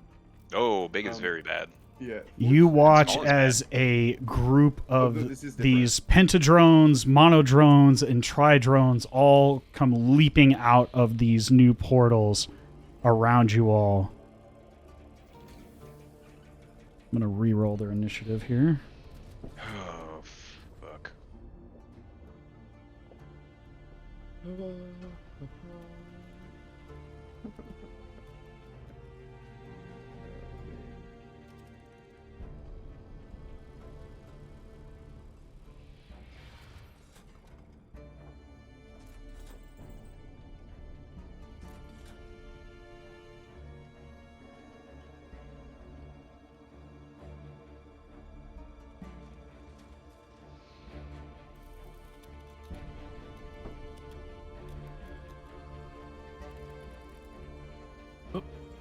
No, I don't want it. There we go.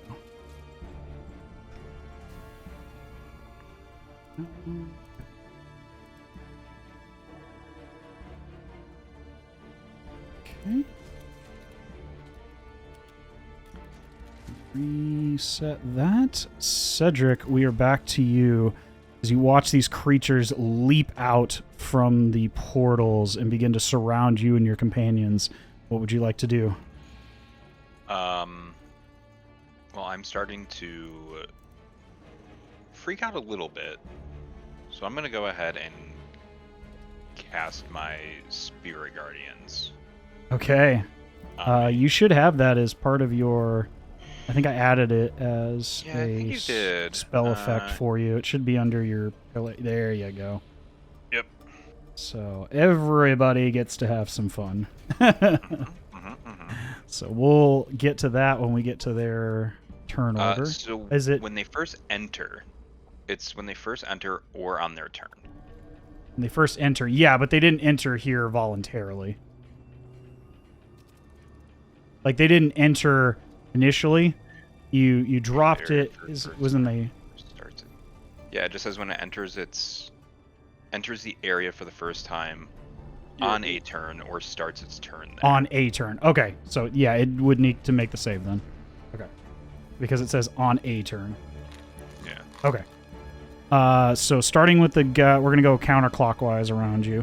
Starting with the big boy on top. They have. Yep. It's wisdom, right? Yeah. Okay, this is. That's a 4, so he fails. Okay. The one to the left, I'm fairly certain does not have it either. I'm just gonna check all of them while I'm here. Yeah, I think they're all the same. Yeah, they are. Okay, these are all just straight rolls. That's a 13. Okay. That's a 4. Okay. And that's a 16. That saves. Okay, so everybody, except for the one just to your right, fails. So go ahead and roll your damage. Okay, so 14, the one that saved takes 7. Okay. Oops, sorry. Just trying to move. I move this out of the yeah, way real sorry. quick. He melts in a... Is it necrotic or is it radiant? Radiant? Okay. It doesn't matter, I don't think. Let me double check. No, it does not. Okay. It does not, but he melts in a radiant fire. The others take a good amount of damage, but are still standing and quite angry. Is there anything else you'd like to do? Yeah, I'm gonna use my spiritual weapon to hit big guy. Okay. 21. 21 definitely hits.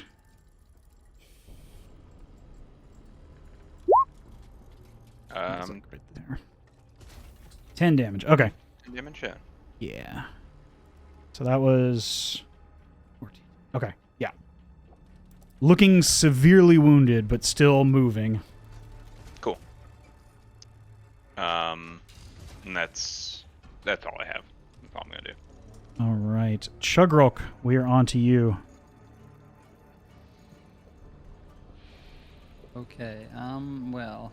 You have a large pentadrone charging from behind you, and an angry-looking monodrone, not unlike your little companion, but a lot more pissed off.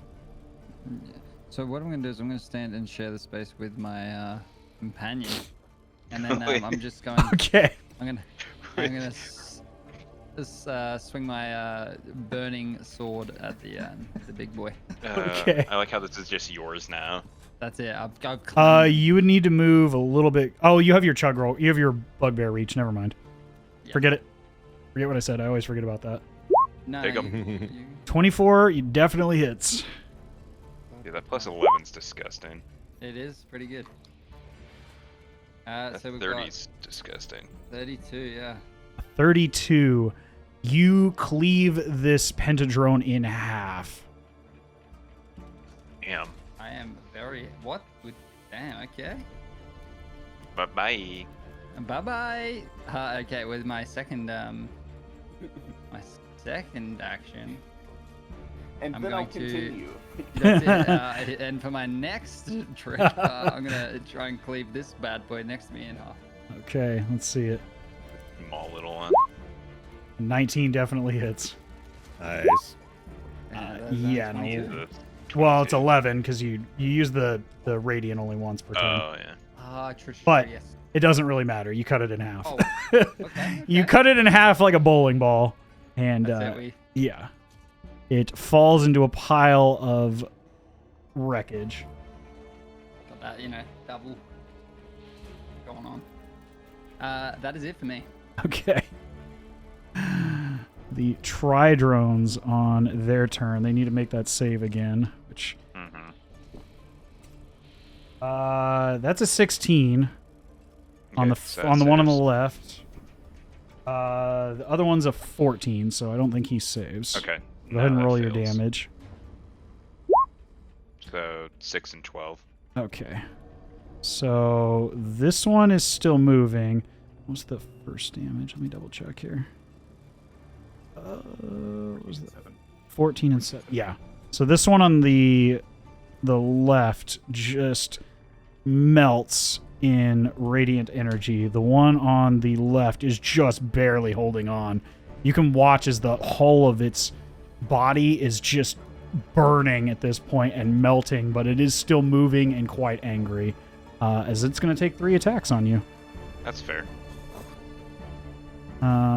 With little tiny spears. Yeah, they're like these razor-thin spears that have the thickness of a pencil, but you can tell it's made of this like super reflective metal of some kind, like encased in brass of some sort, like almost like the thickness of a straw, but Yeah. they are rigid as can be. It's a strange sort of metal. But he's gonna make 3 attacks on you.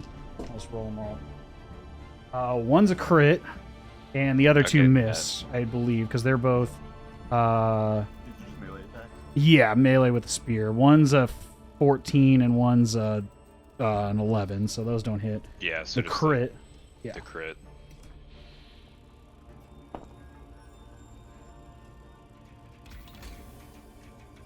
That is 12 piercing damage from the crit. I'm gonna attempt to reduce some of that. Okay. I reduce all Nice. of it. Jesus. Okay. You take no damage as one of the spears shatters on the outside of your armor as you just flex your pecs and just snap their spear. Sick. Let's go.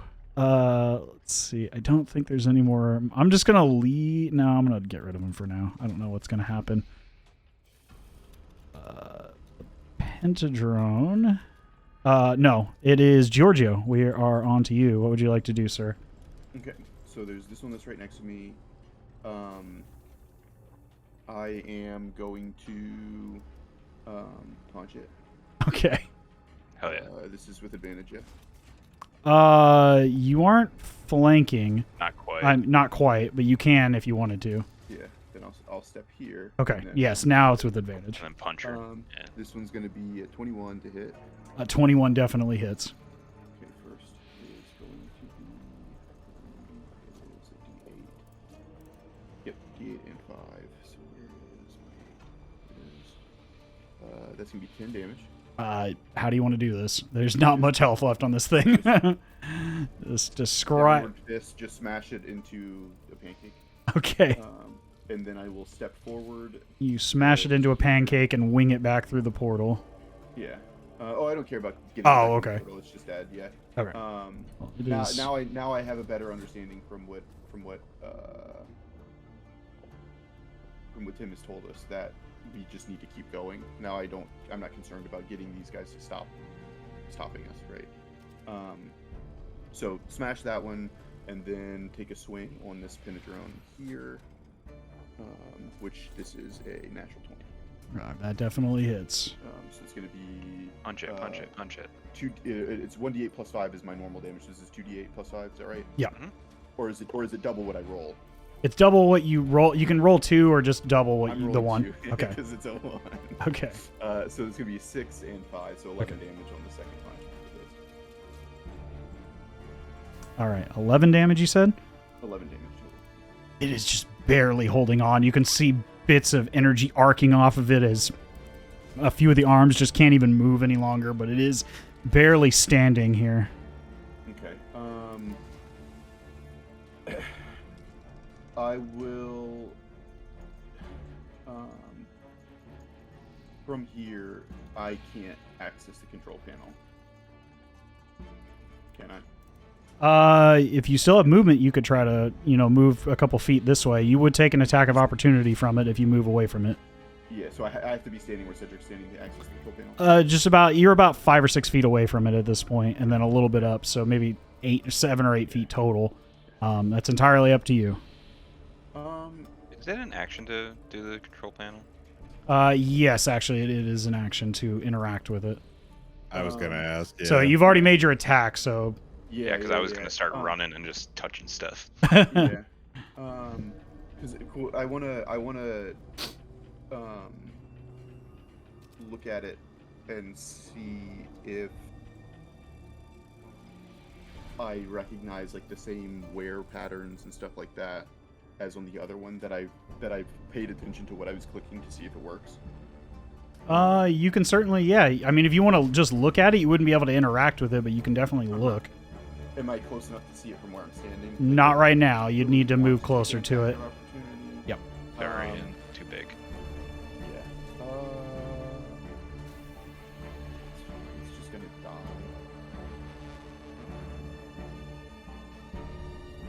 So I'll wait. I'll just tell Cedric I'll explain to everyone what I did on that other control panel when I was paying attention. It's like, this is what I deduced and clicked and then it worked. Mm-hmm. So see if that works on the next one, and then if it's the same pattern, then we know what to do on all of them. If not, then we can start to see if we can build the actual pattern based on what they are. Okay. And then I'll end my turn. Okay. Pentadrone can die. The Pentadrone is going to take damage from the Spiritual Guardians, so I honestly don't think it's going to matter. Yeah, it takes full damage, so Cool. yeah. If you want to roll, you can. It literally has 2 hit points. It's fine. Well, I mean, It is melted in radiant fire.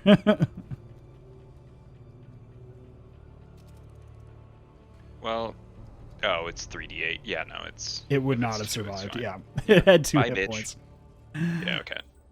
But with that, it is Tim, the top of the round with you.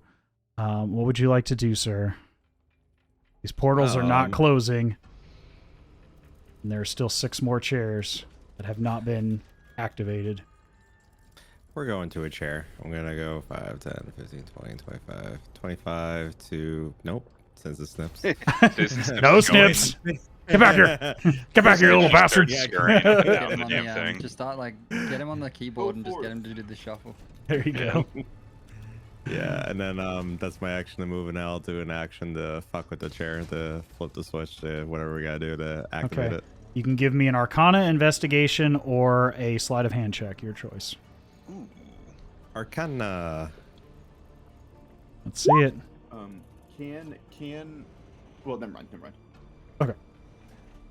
You run your hand over the top just ever so slightly, trying to feel the arcane energies rolling across these keys as you begin to press down ever so softly on the ones that seem to resonate the most with the palm of your hand. And you feel the chair begin to hum and lower and raise and lock into place like the other 2 that you have already activated. Good. And that one seemingly seems to be locked in place. Gotta lock in. All right. And then, and now I'll just move my cannon 5, 10, 15, just to get him closer over here in case more stuff comes through. Then that's it. All right. I appreciate you. At the top of the round, as one more device is activated, Tim, I need you to roll me a d20, please. As you look up as the anomaly begins to whirl and swirl and arc off towards the walls. 10. 10? All right, give me a second here. Hopefully something cool falls out, like chocolate bars or anything else. You all watch as this eldritch energy coming off of this anomaly overhead begins to shoot out bolts of eldritch energy in all directions before suddenly a blast of almost like necrotic energy begins to surge out, and it hits you, but you don't feel anything. But as it passes over you and through you without having any seeming effect, you begin to sense movement all around you all. Ew. And you look over, and you, Tim, are the first to notice, and you, Cedric, are the first to notice, being the closest to the corpses in these chairs. They are moving. Uh-oh. As you watch all the humanoid corpses in these chairs begin to move up and lean up as they begin to move in these awkward, awful movements as the husks of their former humanoid selves are replaced. Give me just a moment to get Oh my these god. on. It's like Ganon coming back in Breath of the Wild.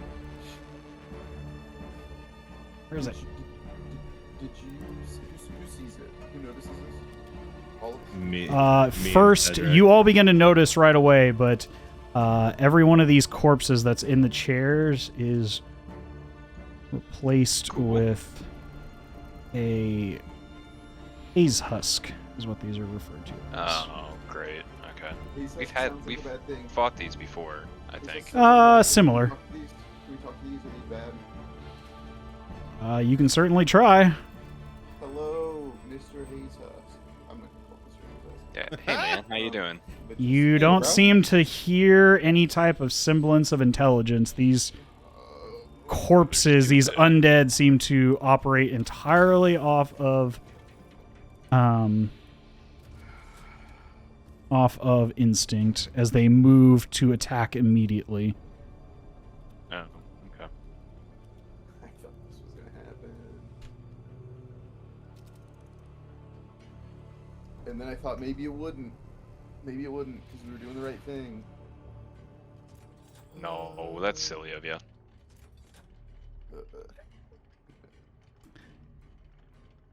All right. But I'll go ahead and add the haze husks to the tracker.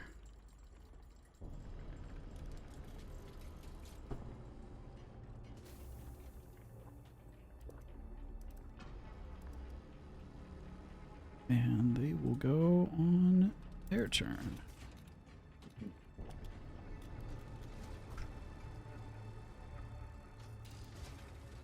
But, Cedric, we are back to you. What would you like to do, sir? As you have this moving corpse directly in front of you. It is in your spiritual My guardians, little though. bubble. Yeah. Your little bubble of death here. Hopefully. I mean, it's right next to you. I would hope so. Give me just a sec. I gotta look at... let's see. Oh, they dumb. Don't worry about it. He gets a 2. So go ahead and roll your damage. Oh yeah, he dumb. He big dumb.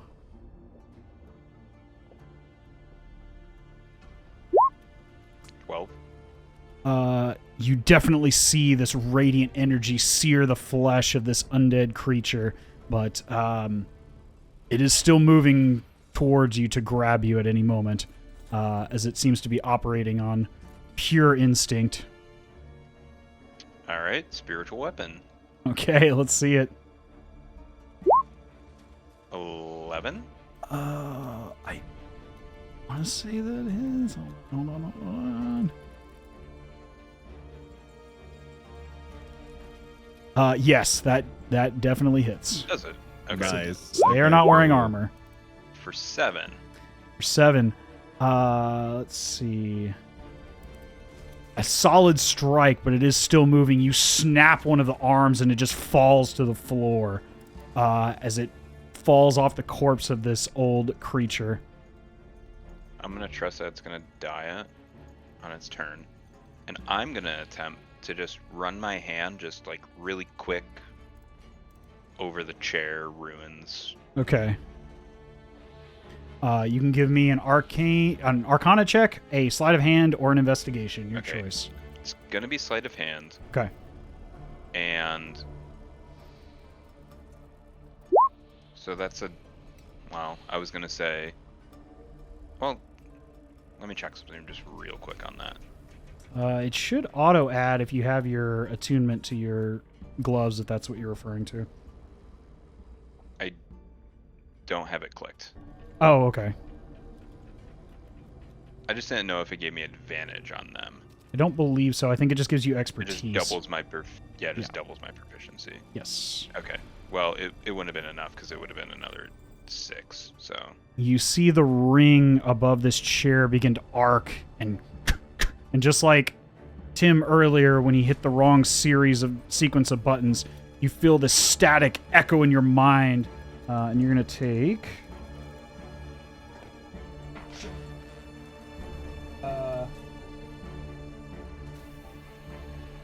You take 11 psychic damage holy shit. Okay, cool. yeah. from the feedback of this device. Yeah, ouchies. I really need to just luck out on my rolls like Chugrulk does. Did. I mean, I'll say it helped. Hey man, fighters gotta fight. Yeah, right. Fighters gotta hit shit, man. That's what they're Alright. good at. Well, Is there anything else you'd like to do? I don't believe so. Okay. As this is happening, you hear another Cool.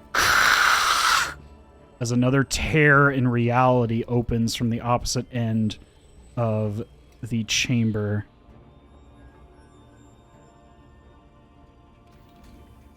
And I need somebody to roll me 4d6. Not me. I'm not doing Okay, it. I'm not doing it. that's fine. I will.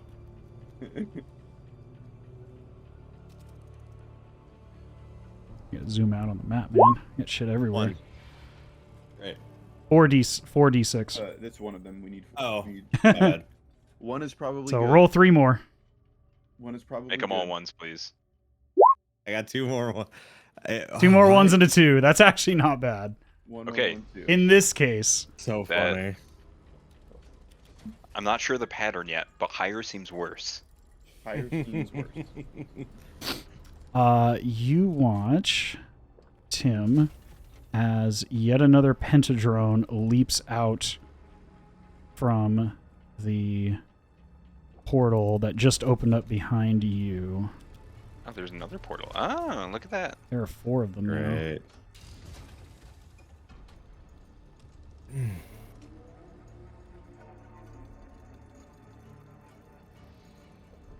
my God. But that's all that comes out this time around. Okay. I will go ahead and re-roll there. Okay. There's that one. That goes to a 20. Okay. Hold up 1 sec here. We were on...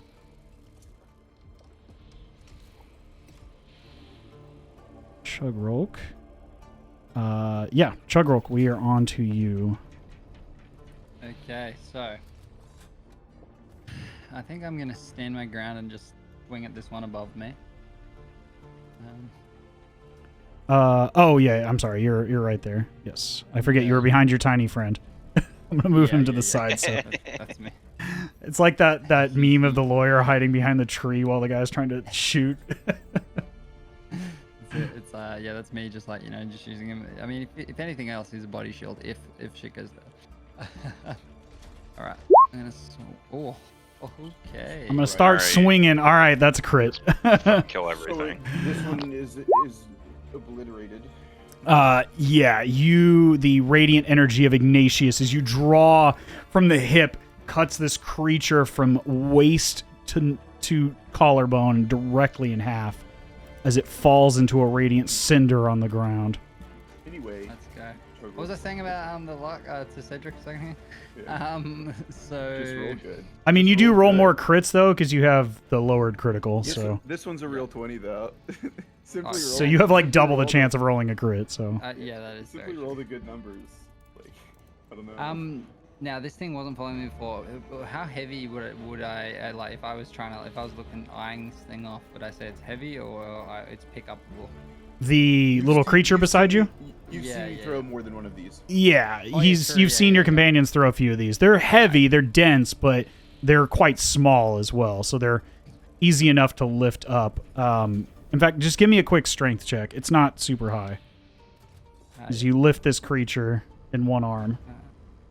Where are we? Strength.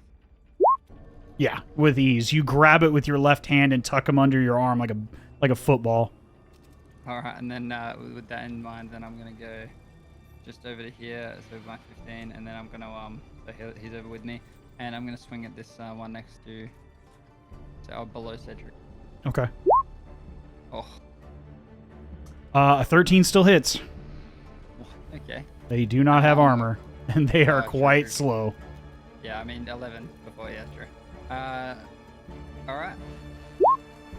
So with a 15, you don't quite cut it in half, but you cut a good chunk of this creature out. It is still moving. Or wait, did this one take damage previously? Yeah, No? Yes. It did. Okay, then it's taken quite a bit. yeah, it is gone Yeah. at this point. I'm sorry, I forgot this one had taken I- damage previously. I was very surprised. I was like, it took 17 and then another. That's 15, right. and That's what's why I going had to on? ask. You immediately cut one, rush over, and cut the other in half, basically lobbing off the head as it falls in a lump of flesh on the ground. And I will call it there when with my buddy still safely beside me. Okay. The husks of these creatures all begin to rush up. Let's see. I hope they come at us. Just meld into the. This one's rushing around this orb of light, the fear of around it, but not getting very far. It's going to have to dash to get towards you, Chugrulk. This one over beside you, Tim, is going to... Let's see. That one can get close enough to you. This one's going to have to dash.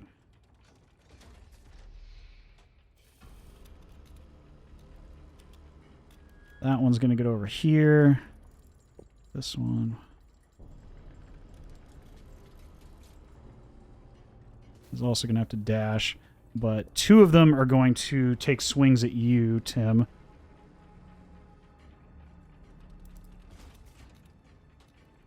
Let's see here. Where are their modifiers? There we go.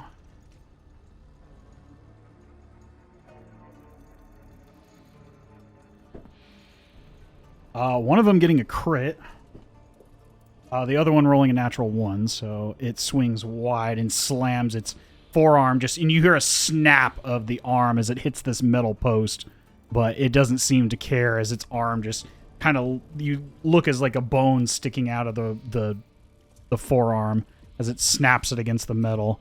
The other one slams against your body with its 2 fists and is going to...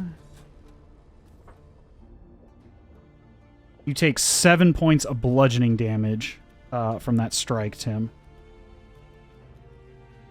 Okay.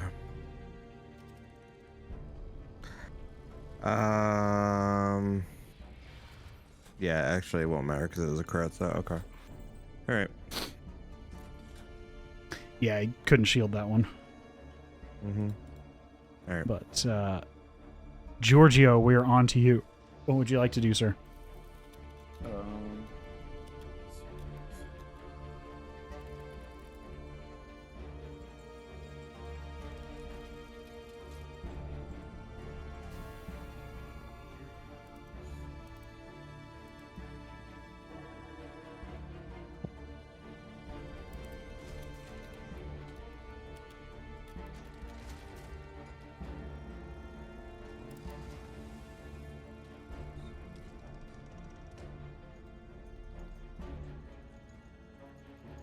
I'm so happy I found those animated spell effects too. Just makes everything. They look really cool. I hate what they do, but they look really cool doing it. Yeah. Well, y'all hate what they do. I think they're awesome, but Yeah. If I was on the outside looking in, this would be sick.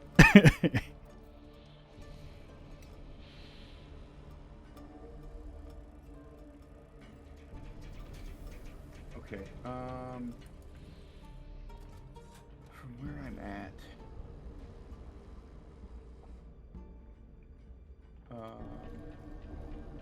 Tim looks like not okay. This should be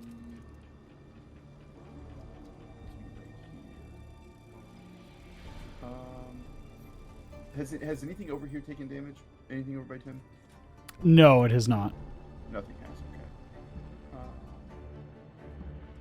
No, the Pentadrone entered from that new portal, and then the husks, when they animated from the anomaly, all just bum rushed.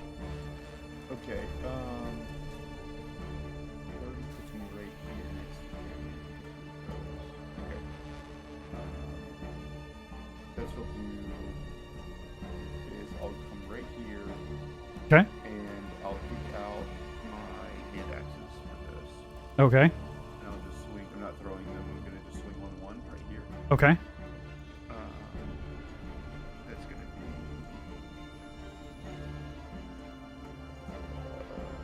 22 to hit. 22 definitely hits. Okay, 1d6 plus 6 damage. That will be 12. 12. You make a solid cut. Which one are you striking? The left one. The left one, directly in front of you? Right here, yeah. A solid cut into this creature as you carve out a chunk of flesh, but it is still moving. Okay. I will take my. Let's see.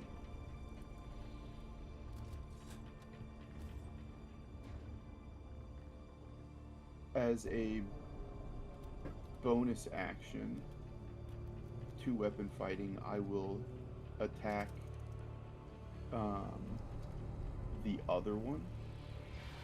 Okay, you still have your second strike as well as a fighter. Yeah, I want to do this one first before. Oh, to okay. See what, You're still hitting the same one or the other one? No. So the other one Got it. The one that's the next one. Got it. So this is going to be no ability modifier to the game. Okay, yeah. So Right, same modifier to hit, just no this modifier to one's the going to be damage. a crit, not a natural. Okay, let's see it. And So, yeah. that one's going to be a d6, so a 2, a second d6, which is a 1, so 3, so 9 damage on the other one. So 12 on the left, 9 So on the right. the other one, you don't add your modifier to it, or do you have two? Yeah. Sorry, yeah, you're right. So it'd just be 3 on that one. Yeah, 12 on the left, 3 on the right, and Right. then second attack, I will go on the right. Okay. This one's going to be 23 to hit, 23 definitely hits. which is going to be 12 damage. 12. You cut the head clean off of the one in front of you Okay. as it falls in a lump of animated flesh. Well, unanimated now. Is there anything else you'd like to do? We've de-animated the You've reanimated. de-animated the reanimated corpse. Yeah.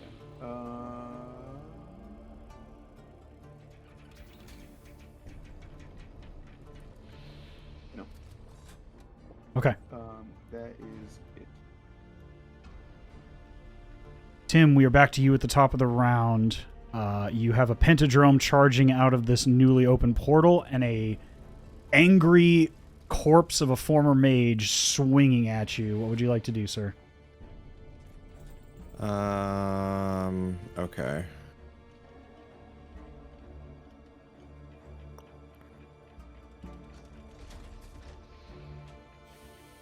I'm going to cast Burning Hands directly in front of me. Okay.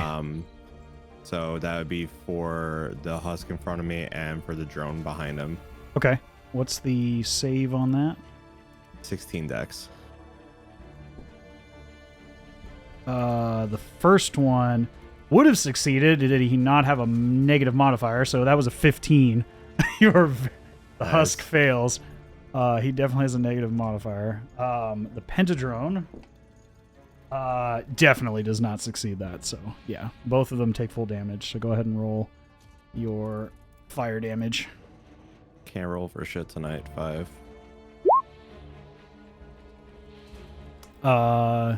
So both of them are... The one in front definitely is heavily scorched. The other one just kind of takes a little bit of damage across the fringes of its armor.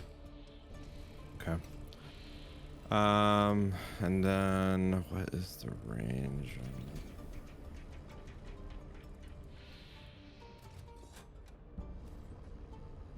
Oh, he's got fucking range for days. Okay, great. So then 5, 10, 15.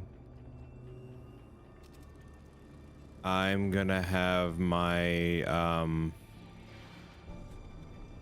my cannon attack the husk in front of me. Okay. He's got 120. Yeah, you're fine. I think you're well within range at this point. A 15 definitely, or 14 definitely hits, and a 15. With that, you blast a hole straight through this reanimated corpse as it slumps off in front of the pentadrone to the floor. Sweet. And that's all I got. Okay.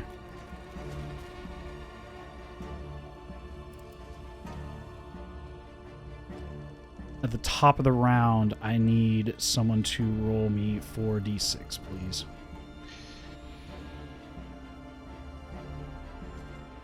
You got it, dude. Okay.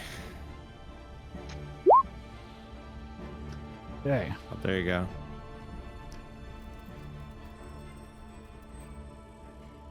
So... And nothing happens. Oh, you wish. Yeah, you're right. Let's see.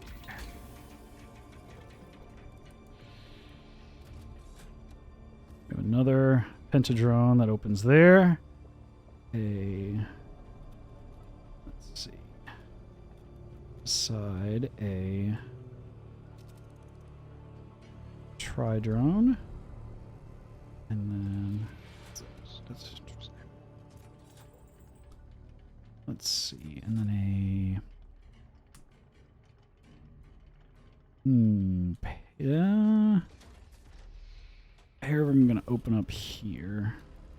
Seeing this blast from earlier. But yeah, that should total it correctly. There we go. But Cedric, we are back to you, sir. Okay. I'm gonna move my spiritual weapon. God damn it. Move my spiritual weapon up to this one. Okay. Attempt to hit it. Okay, let's see it.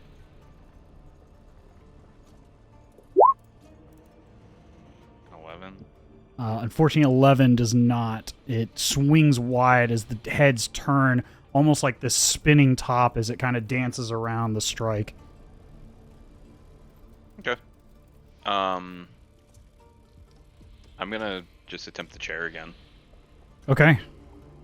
Go ahead and give me a sleight of hand check. So 19. It didn't add the rest of it, so 25.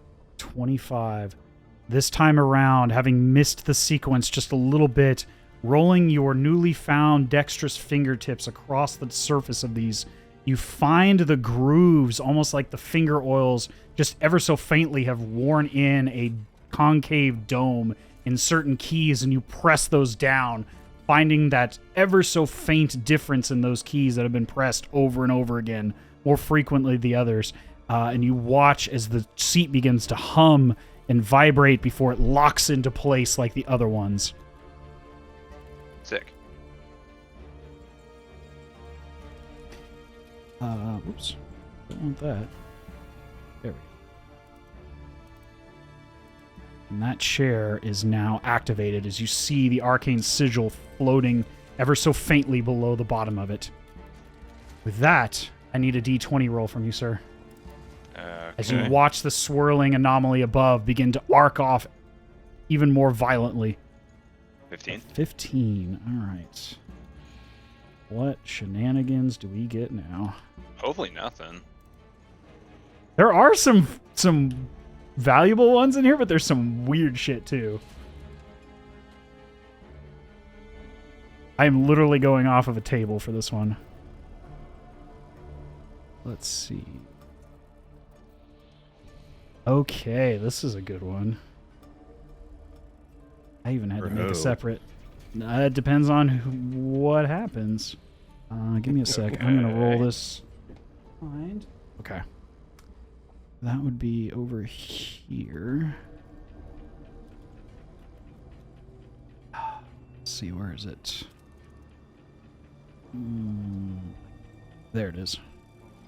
You watch as these inky black tendrils begin to form around the base of this chair that you just activated. This whole area within that 30-foot square is surrounded by Ivard's black tentacles. You were just outside the range of it. Yeah. But you watch just as you leap down off of the chair into that space that these tendrils begin to sprout up from the ground from this plane of chaos below. But that spell is in place for the next hour. Great. I don't know what that is, and I don't want to be there. Just touch him a little bit. The harmless.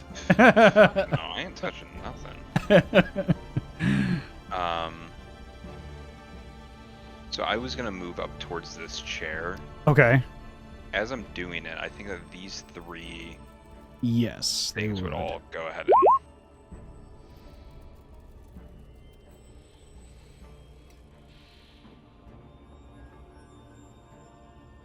and... Okay. Thank you for letting me know about that, Spudley.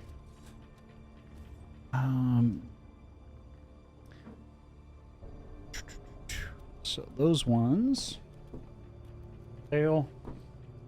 The one on the right to the top of Chugrulk got a 16.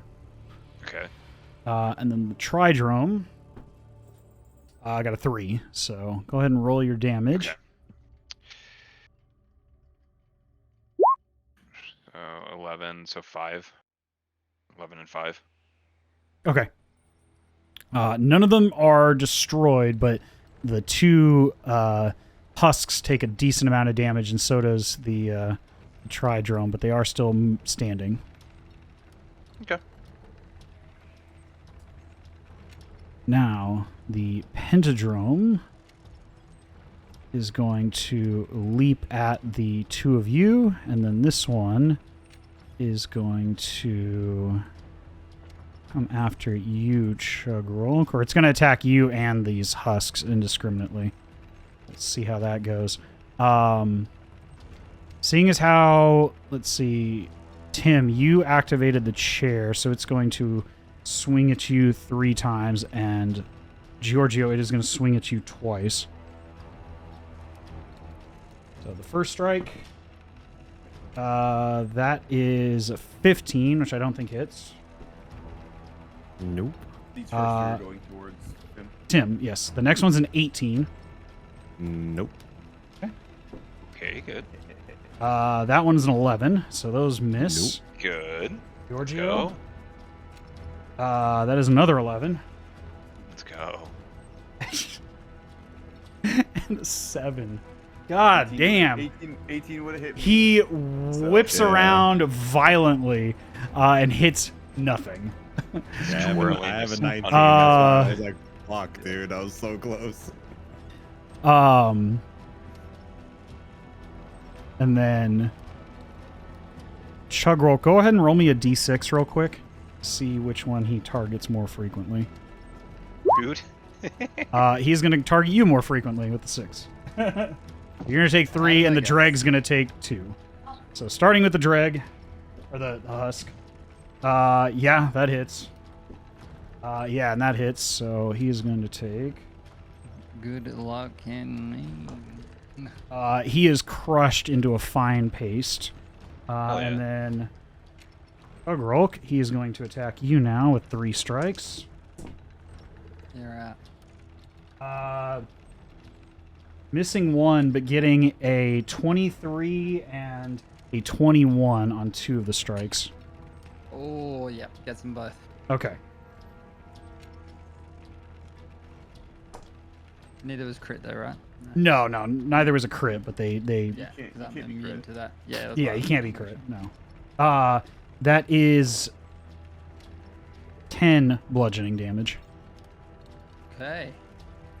As 2 of these swinging starfish-like metal arms come down and smack you hard into the stone floor. But you are up, sir. What would you like to do? Well, I will. I'm gonna retaliate, to be completely honest. I would hope you yes. would. Surprised. So I'm gonna take my first swing at the penta. What's it called again? Pentadrone. Pentadrone. Pentadrone. 18. An 18 definitely hits. Nice. So the first one we've got 38. 38. How do you want to do this? You cut this Holy creature directly in half with a strike of your radiant sword. I'm kind of worn out from, I guess, dissecting the last one, so I'll just clean this one up straight through the middle. Okay. And then my next attack's gonna go to the husk behind me. Okay. And then this one, as you said, doesn't have any flame on it. Yeah, 25 definitely hits. And you, let's see, that one took damage already. Yeah, that's more than enough to finish it off. As you cut it directly in half from the tip of the nose down to the pelvis. That's it. Doing those old, bringing back the old gladiatorial /1/2 back to back. Let's go. All right. Call it there. All right. The remaining husk, I think. The remaining husk is going to charge at you, Giorgio.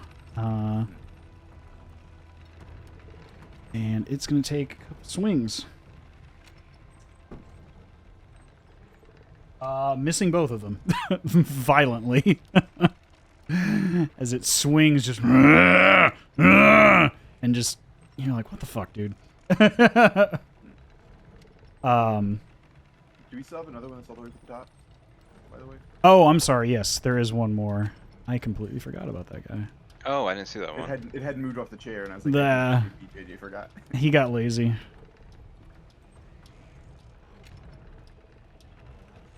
He's gonna rush up, but he's not gonna have enough movement to do anything other than dash.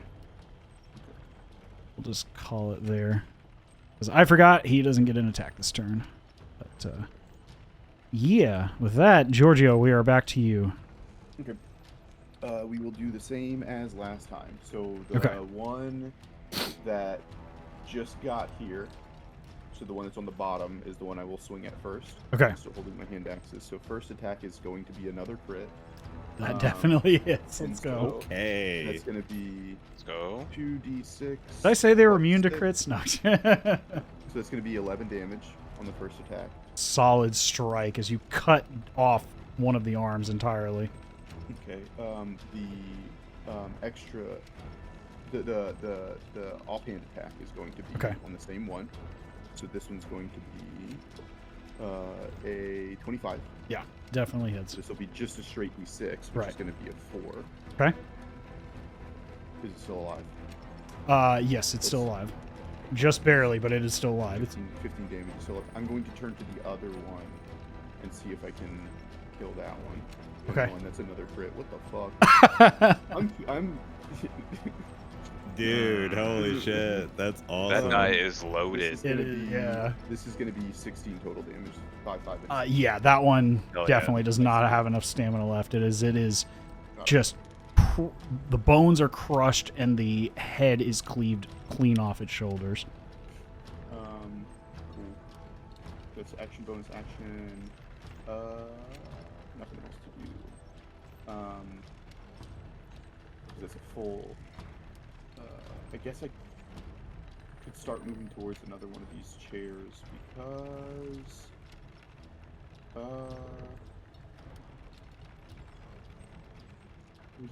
We gotta start pressing buttons. I'll be okay. I'll let you clean up these other two. Has this taken damage yet? A little bit. The Pentadrone's taken a little bit of fire damage.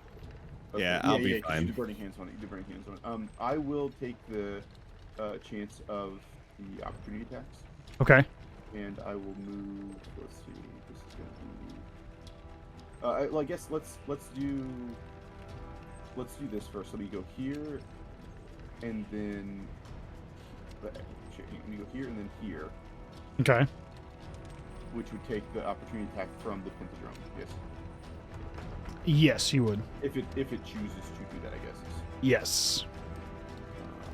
I mean, either way, moving towards the chairs, you're going to take it from both of them. Well, if I get hit from the Pentadrone and it does a lot of damage, I might not want to take the chance of. Sure. Okay. So just to see this. Sure. Be standing after the first. Right. You're gonna do that now. Okay. It goes to swing, but only gets a 9 to hit. So you duck out of the ways. One of the arms swings out. And then I will end up here.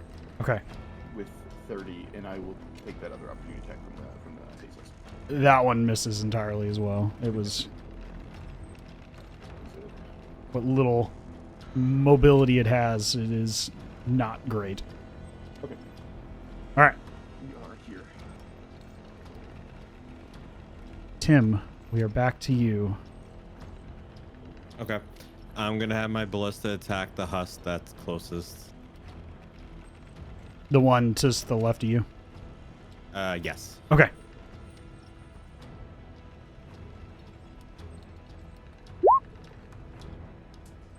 You blast it into a fine red mist. Well.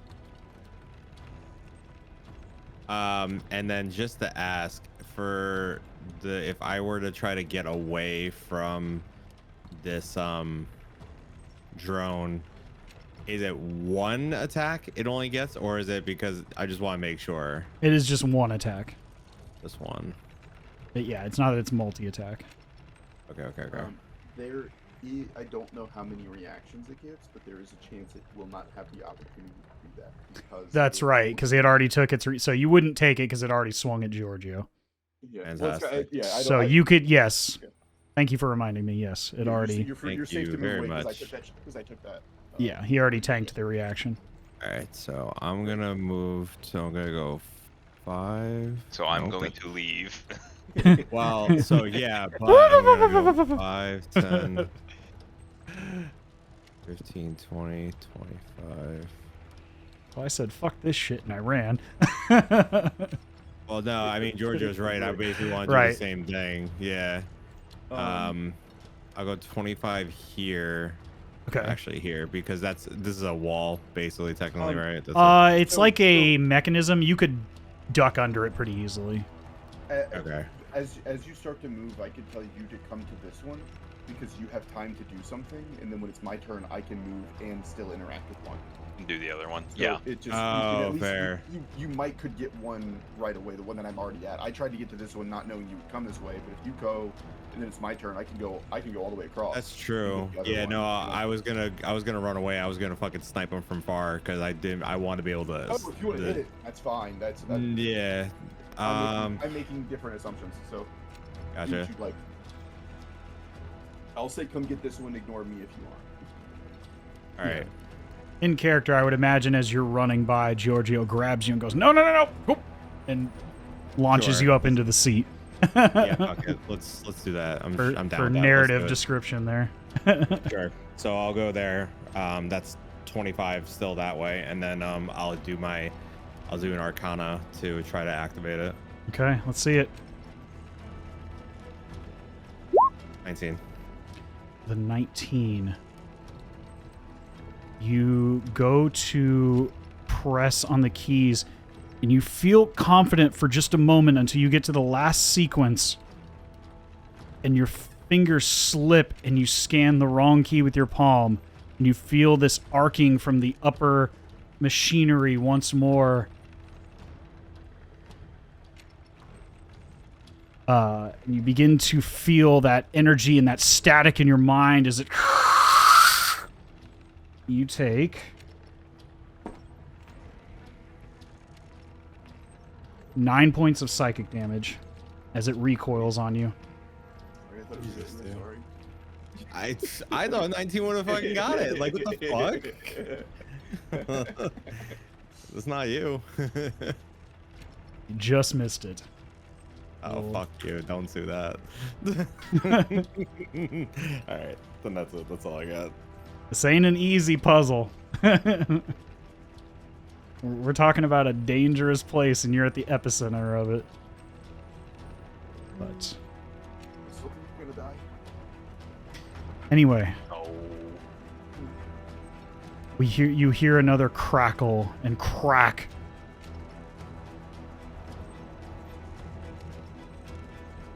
As yet another gate opens up. Rude.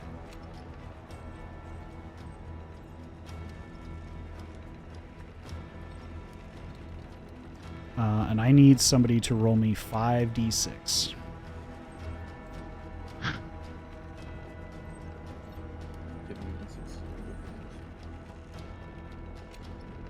Sure. Spudley, how are we looking on time? Yeah, like I said, maybe like half hour. Okay. We'll have just enough time to close all the portals. That's it. Okay. Oh, there's a good one. All right. It's not bad.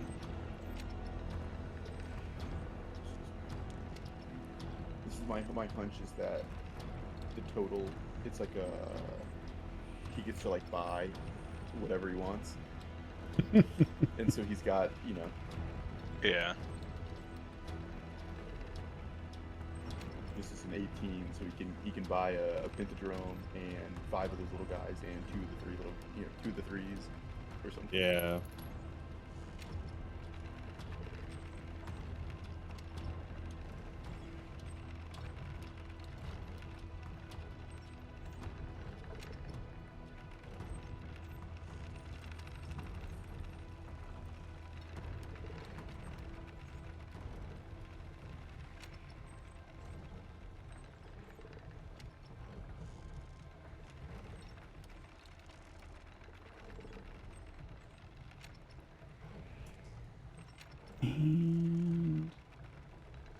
Let's see.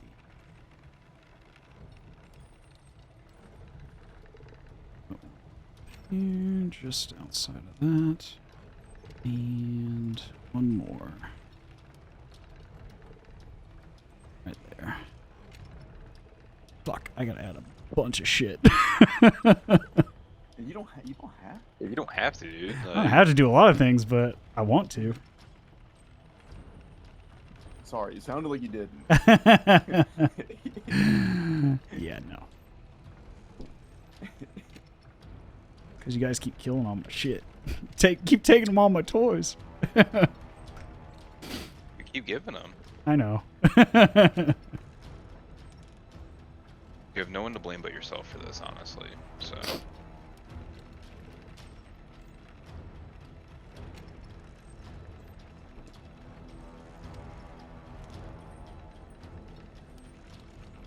I can roll great on initiative, but they can't hit shit. That's the problem. There's still any... There's not any haze husks left, right? Or did we kill them all? I think you guys killed them all. I think we killed them all, yeah. Yeah, they're gone. I'm really hoping you get... There's one on that anomaly table I really hope you roll. Because it's funny as hell. And I want to see it. I even added special tokens for it. Because I want to see it.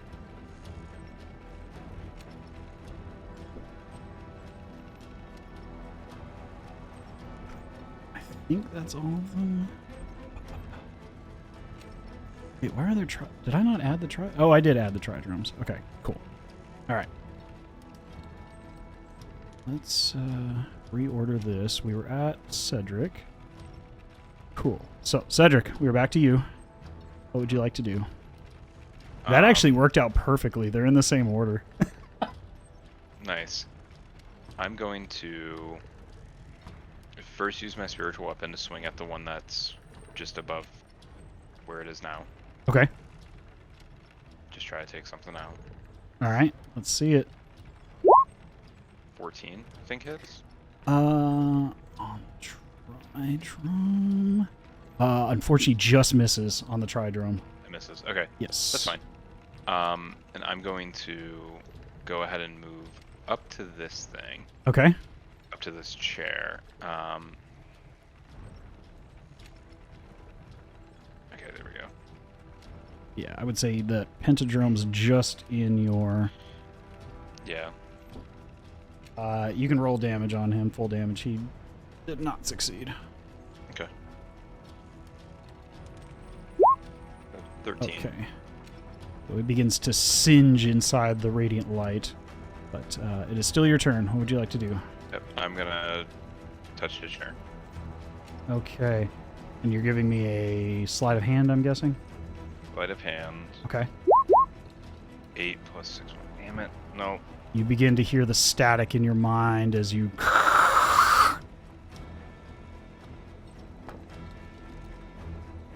Take 7 points of psychic damage as it recoils on you. Okay.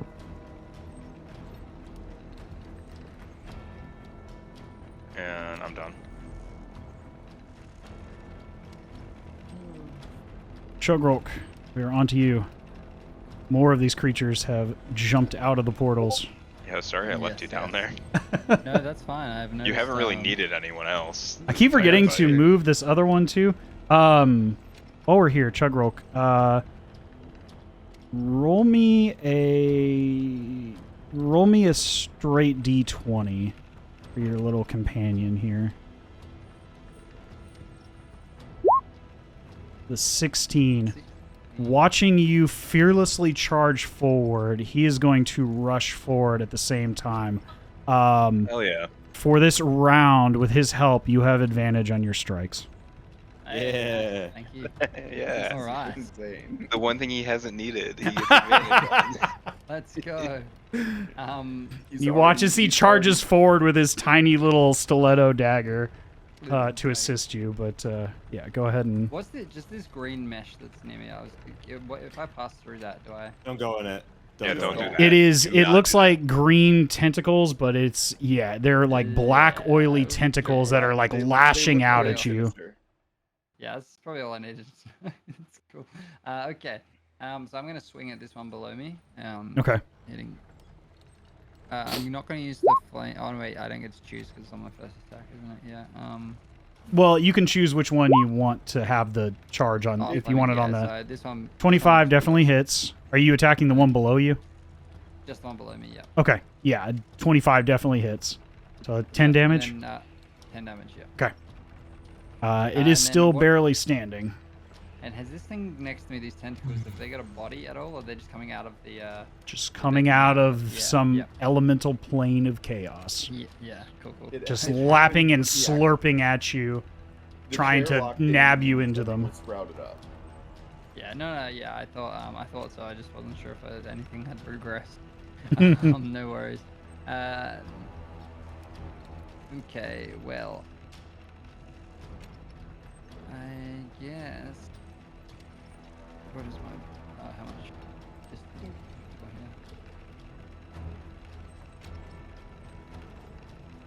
so can I go around the tentacles in with my 30 movement to get next to this Yeah.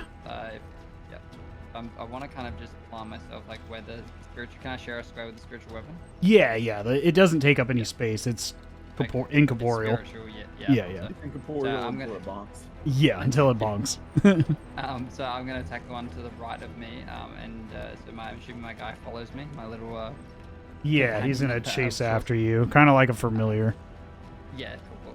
So and then I'm just gonna take my second swing with the flames at the one to my right. Big boy. The big boy. Okay. Yeah. That is a crit. Let's go. 19. Let's see it. Go ahead and roll the damage. Cleave him. Clean. You cut him in half with ease as the radiant energy of Ignatius charges out in your mind. Yes, take them down, brother! As they cut this creature in half. Heck yeah. Okay. Let them feel your radiant light. With that, I'm gonna give the credit where credit's due, and just yield my sword into the air, or just hold my sword above my head and just give it a hoorah, and then gonna end there. This sprouting of radiant light ignites from Ignatius. Go ahead. But just a heads up, when you have advantage on something, definitely roll both. Like you hit on that guy on the bottom, and I forgot that you had advantage too. The 25 hits, but if you had rolled again, like that 30 would have been possibly a crit on the first one, and then you've got two rolls on the second one. Right. Since you've crit on this one, it wouldn't matter to roll the second one, but if you don't crit, roll again just to see. Right. Because it's like, I might, this might be a crit instead of a regular hit, Instead of no, that makes sense. Yeah, that's good to know. Yeah. Keep that in mind. Always fish for those crits. I definitely forgot too, otherwise I would have Oh said no, I Yeah. think it's probably something that I should keep in my mind as well. So no, I appreciate it. Is there anything else you'd like to do, Chugrulk? No, apart from the almighty victory yell, that's about it. Okay. Zoom in here. There's so many little boys to keep track of. I think there's only one quadrome. Yep. He is going to fire off a series of arrows at the two of you, two each for you. Starting with you, Georgio. One's a 14 and the other is an 8. Nope. For you, Tim. One is a 10 and the other one is a 22. Second one hits. That is 7 piercing damage as an arrow sails into your back. Is that okay? Because I can. It's good. Some of that. I don't Um, want to, but I can. no, it's fine. I'll take it. Okay. And then next is the Tridromes. I'm going to move the spiritual weapon out of the way here. So, just so I can see where everybody is. This one is going to come careening up towards you, Chugrulk. The other one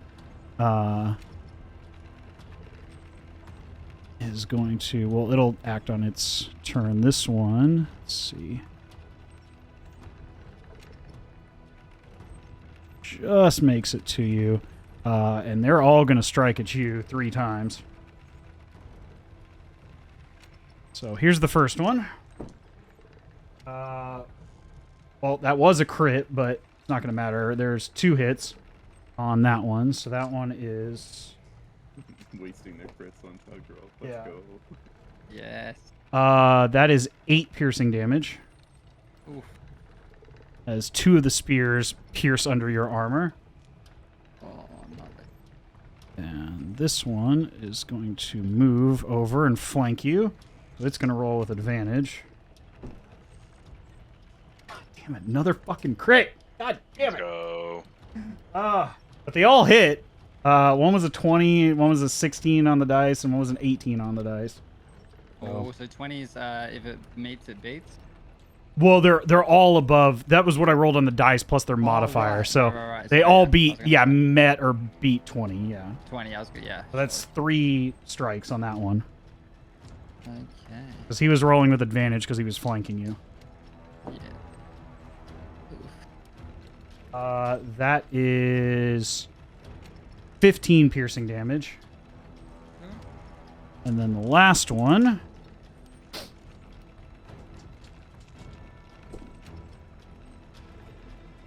Two misses and 1 hit for 21.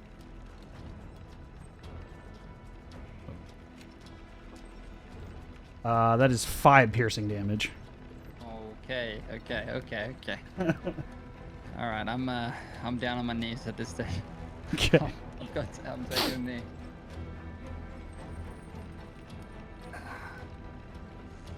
And then monodromes. Let's see where. I think there's just this one boy up here who's going to try to stab at you, Tim, with his tiny little dagger. His cute little stiletto dagger. Missing entirely as you're just like, what the fuck? It's like trying to poke you with a toothpick. As he misses entirely. But Giorgio, we are back to you. Okay. I will move to the next thing. I will take the opportunity attack if it has one. Yes. And then I will try to. And it misses completely. Fantastic. Activate the chair. I will attempt to activate the chair with investigation. Okay. This is going to be a 10. You begin to hear the static and the eldritch charge in the chair as it radiates through your brain. You take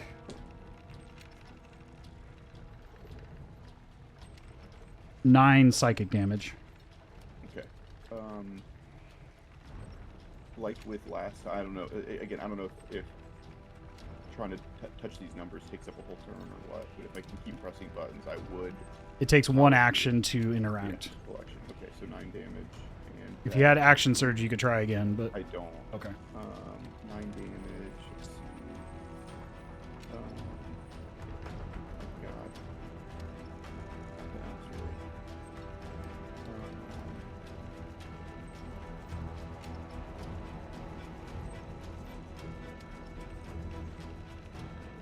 Can I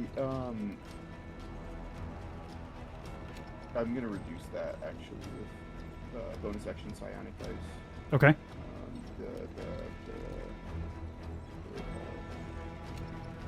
It's the little protection thing, the force shield. I'm assuming, yeah, protective field is what they call it. Yeah, as long as it's not something you can't reduce. I don't know if it's a physical attack or it's just damage in general. It just says damage in general. It's described as if it's a physical thing, but it just says when you or another creature you can see takes damage, you can use reaction to reduce. So Okay. D8, reduce it by 2.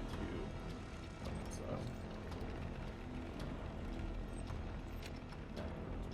one remaining. So that's it. That's all I got. Okay. Tim, we are back to you. Remind me, is using an item of action or bonus action? It depends on what kind of item and what the stipulations of it are. So It's what just a item? potion. A potion is usually an action. Okay. All right. I'm gonna have my cannon attack the what's it called? This guy that's directly in front of me. The monodrone. Yeah, the monodrone to help me out. Okay.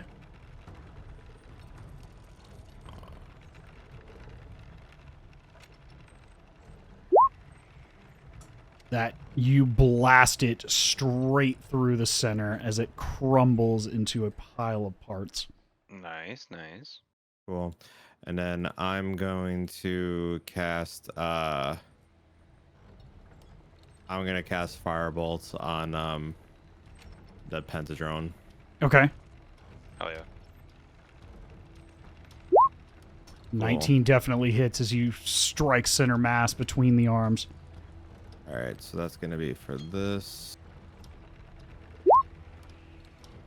Wait, yeah, okay, Yep. that is that. And then It is not looking good, but it is still moving.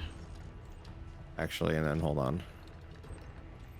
Where is it? And then my Arcane Firearm ability on it. So it's another 7.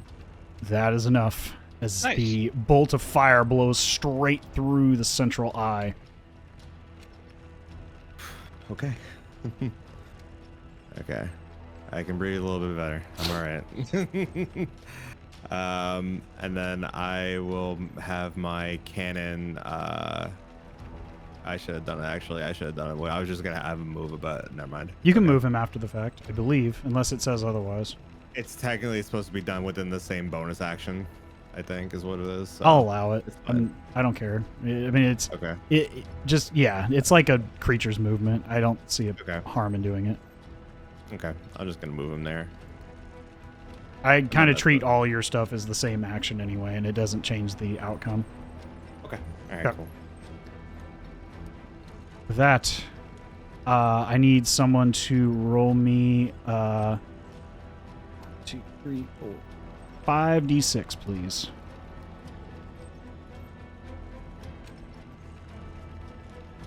Okay. I'll do it. 1. Okay.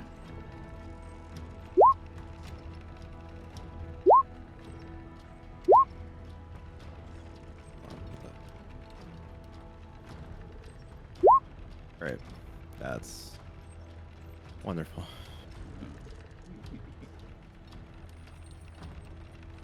Do the... You said 5, right? 1, Yeah, 2, 3. 5. Yeah, you're good. Okay. Okay. Okay. Yep. Okay. Cool. Cool. So, one's gonna come out here. One's gonna come out here. Oh my God. One is going to come out right here. And then one more of these guys can come out over here. Cool. And I think, yeah, okay, they still have the same. We'll just, wait, that's a duo. I'm sorry. That is not the quadrone I wanted. Okay, there we go. This one was already on the board, so he's going to move. He's going to dash.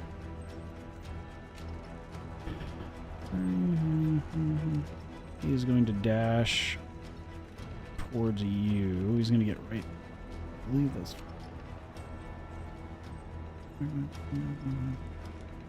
Yeah, that's it. He cannot quite get to you yet. But Cedric, we are back to you, sir. Okay. I'm first gonna attempt to do the chair. Okay. Okay, that's better. The 23 this time as you slowly fingertip over the top, feeling for those concavities in the switches. You feel once more finding purchase in the switches that seem to have more wear than the others as you simultaneously press down on them, and you feel the hum and thrum of this chair as it sinks into place, and it locks in. But I do need a D20 roll from you, sir. 6. 6. All right. What fun did we get this time?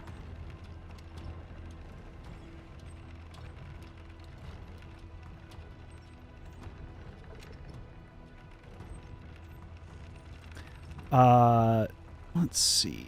What is the range on that? Who's within the range here? Cedric. And Chugrulk, you two feel, you watch from the other side as this chair sinks into place. Cedric and Chugrulk, you feel your bodies almost like as you're moving, you have that kind of after image effect as it kind of follows behind you. For the next minute, you have the what is it called? I'm forgetting the spell's name. You are on the. You have the effect of blur on yourselves. So attacks against you until you are hit or otherwise have disadvantage. That's pretty cool. That's very nice. For the next minute or until you are hit. Okay. As you feel it echoes a possibility as this anomaly has kind of forced you into this extra chronal space as you see the movement of all the different possibilities over the next 5 to 6 seconds, each time echoing in different directions, like faded after images as you move. What's the range on that? Well, I think it just says within. The range on it? Yeah, I think it's. Yeah. Hold on, it said 60, so you guys might be under it as well. So let me double check here. It didn't say. It just said within 60 foot of the point here. I think we lost you for a second. Can you say it Oh. again? Sorry. You're back. Yeah, you're back good. now. Oh, can you You're hear me? back Okay. Within 60 of that chair. Okay, so yeah, you would be affected, and I think, Tim, you're It's a just little out of too far. range. Damn. But Chugrulk, you are affected, and Georgio, you would be affected. I'm sorry. Yeah. I forgot you were up here on this chair. Yeah. So yeah, the Right, three so of you Bloody would Arrow have the and blur it's effect until you are hit, or you. So basically, all attacks against you have disadvantage until you are. It's basically until one you're of them hit. lands. Yeah. Normally, it's until you lose concentration on it, but in this case, it's until you get hit. The chair does not need to hold concentration. Right. The chair does not. The chair does not hold concentration. Good point. Cedric, we are on. Oh, you just used your. Is there anything else you'd like to do? Yeah, I'm gonna run over to Chugrulk because I see him getting surrounded. Right, and then all the saves. All the saves. Weren't yours right there? Yeah, you would just barely get this other tri-drone in it as well, so all 4 of these guys would need to make the save. Okay, so starting with the tri-drone, this guy. That's a 10, he fails. Next one is a 2. The monodrone, which is your ally, that doesn't matter, so he's good. The other one using his, that's a 17, so I think he succeeds. Yes, that's the only one that succeeds. So the bottom one is the only one that succeeds. Okay. So with 15, this tri-drone is eviscerated instantly. And so is this one. This one, I can't remember. Chugrulk, did you attack this bottom one, didn't you? No. I think you killed the other one, right? Yeah, I killed. I hurt one, and then I the one that was down the bottom next, like now where the penta drone is. Yeah. But yeah, the one next to me I killed and didn't attack the other one. No. Oh, okay. So this one's still standing, but it has taken a severe wound from the spiritual guardians. Okay. All right, I'm going. Sorry, I'm not. go ahead. I'm gonna cast a healing word on Chugrulk as a bonus action. Okay. So you can heal for 8. Oh, I need that. Okay. And then I'm gonna use my reaction then to dash. You can react, or you can dash as a reaction? I thought you could as a. No, dash would be. Okay, then. Yeah, that would be either an okay. action or a bonus action if you have. Oh, that's fine. Yeah. Then I'll just chill right here. Okay. I'll be right back. All right. Spoiler, how are we looking on time? Yeah, like probably if we maybe like wait, when are we looking at like what's it looking like maybe Well, that's entirely up to how. yeah I was gonna You say, guys, probably, like, I- to be honest This might like be a few tops more 20. turns. Yeah, I was gonna say probably like tops 20 to be completely honest. Okay. Well, if you hit that point, let me know, please. Yeah, yeah. But speaking of that, you're up. What would you like to do? Well, now I forget. Can I use a bonus action to start my turn? Yeah, you can use a bonus action as long as you have it. Whenever. Yeah, Whenever. Okay. Well, I'm gonna take my second wind then. Yeah, totally can do that. So, yeah. 13. So yeah, you regain 13 hit points. Okay.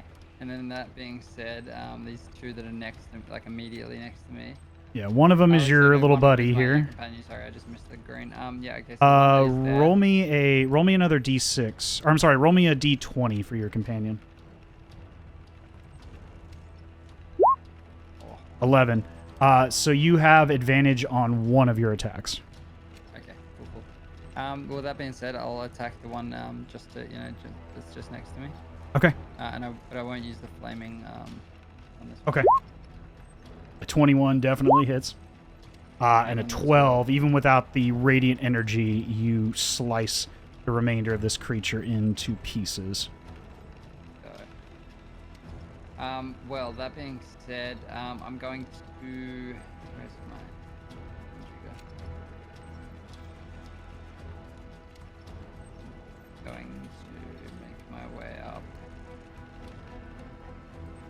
I'm just going to make my way up here. Okay. So... Alright, give me a sec here. Yeah. He's going to follow. Yeah, we can always leave the thing off of Yeah, it I'm makes starting your to life regret it. easier. No, it's all good. Yeah, As long as I can see through it and know when to move it, we're good. Okay. but yeah, that'll be it for me.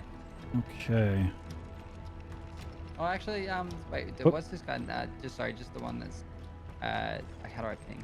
Yeah. What's that one? Is that in a Yeah, that's a quadrone. Yeah, quad quad. drone? Yeah, so I wasn't sure what size that was. I might actually throw my thunder thrust at that one. Okay.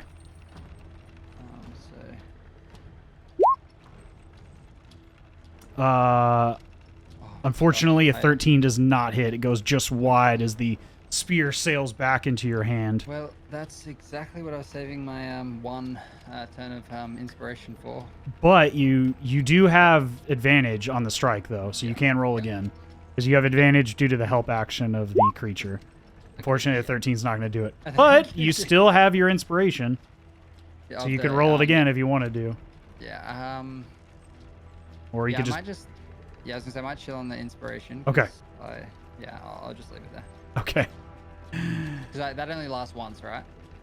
Yeah. You could get Yeah. it. You could get inspiration again if you do stuff. If you Right. do cool stuff, yeah. Yeah. I think I'm just going to save it, though, for the sake of what I'm looking at, yeah. Okay. This quadrone is going, seeing the spear come at you, is going to fire 4 arrows at you.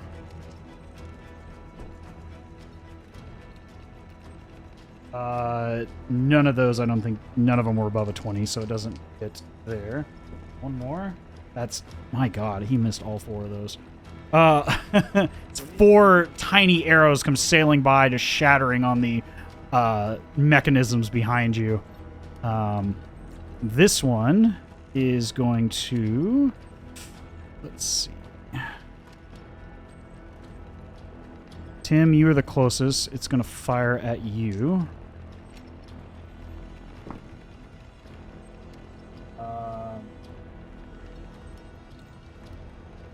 There's an 18 and a 20, I think, on those. Second one would hit. Okay. The other 3 did not. That is 7 points of piercing damage.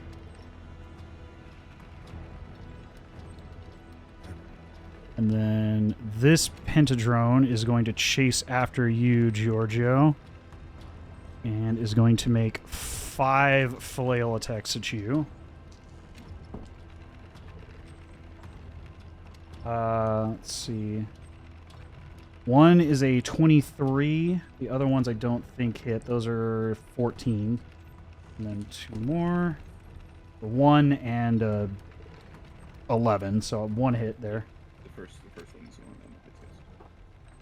that hits. 5 points of bludgeoning damage as it slams you up against the railing of the chair.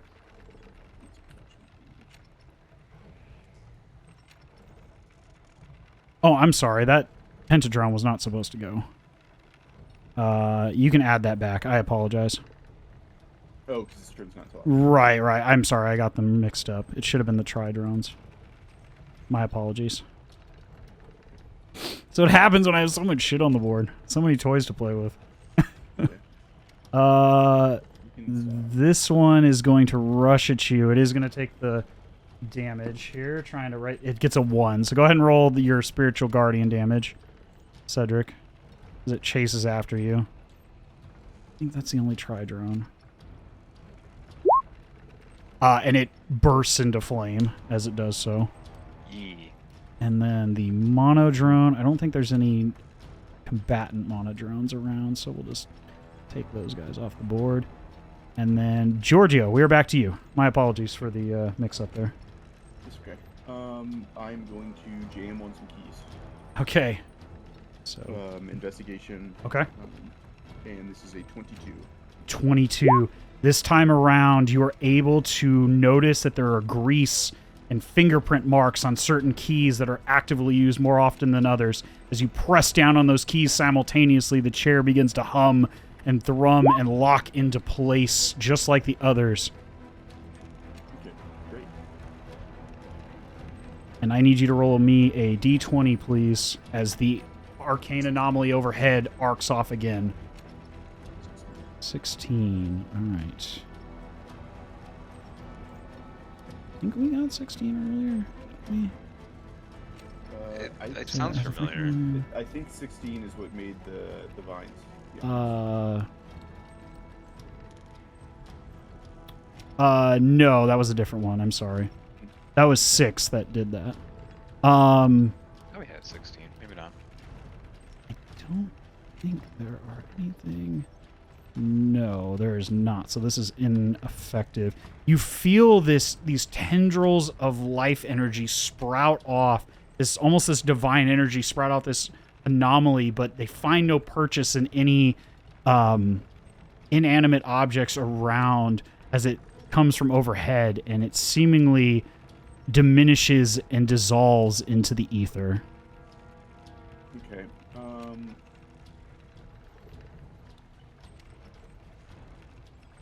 But all but 2 of the chairs have been activated at this point. I'll move. Okay. Go from here. Yep. And we are back to the top of the round with Tim. What would you like to do? I'm gonna have my my cannon aim at the small quadrone. Okay. It's my bonus, so we'll do that. Okay. Nope. Yeah, unfortunately, it misses wide and almost shoots Giorgio in the process.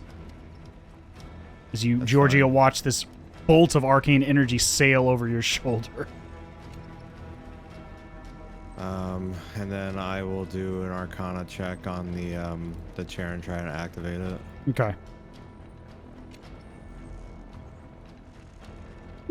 26. The 26 this time around, feeling for the energies, the most palpable along the switches and the runes. You press down, feeling confident you have found the sequence, and you feel the chair hum and thrum as it locks into place. And I need a d20 roll from you, sir. Okay. As all but 1 has now been activated, as you see this anomaly just chaos erupting above your heads. 11. Let's see. All right. You watch as below your feet, the shadows that you cast from the energies and the lights all around slowly begin to shift and move in unnatural ways. And you watch as 5... Oops. What the fuck? I'm on the wrong thing. You watch as shadows of yourselves form directly beside you. Hate that. around all of you. This one needs to immediately make a save.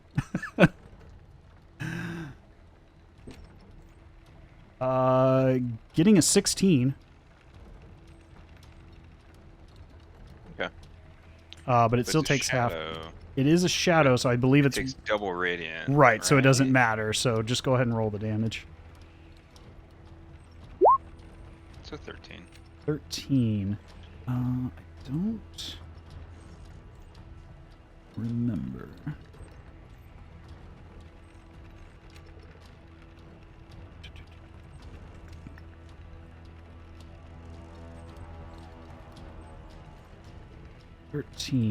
You watch as immediately as it forms at your feet, it is just eviscerated by the radiant energy erupting around you Peace. as it wails out into the ether and vanishes. But let me go ahead and add shadows to the order here. That was a crappy roll.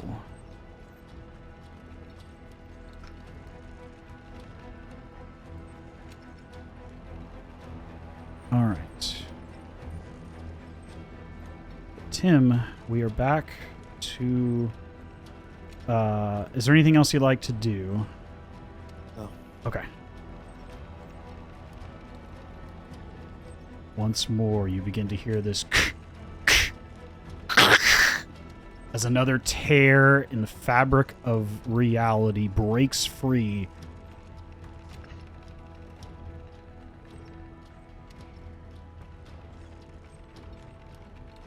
As yet another portal opens up. I need someone to roll me 6d6, please. You got it. 66. I Or can Georgio's do it. got it. I can do it. I'm feeling good. Here's 4 of them. Okay. You can just give me the total number. So he can buy from his bank. 18. Y'all figured it out already? 18 and then 3, so 21. 21, all right.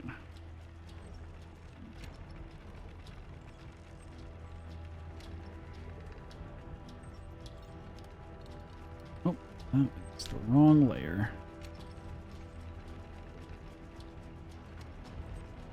That one. And that one. That one. And that one. And the one random monodrone that followed out.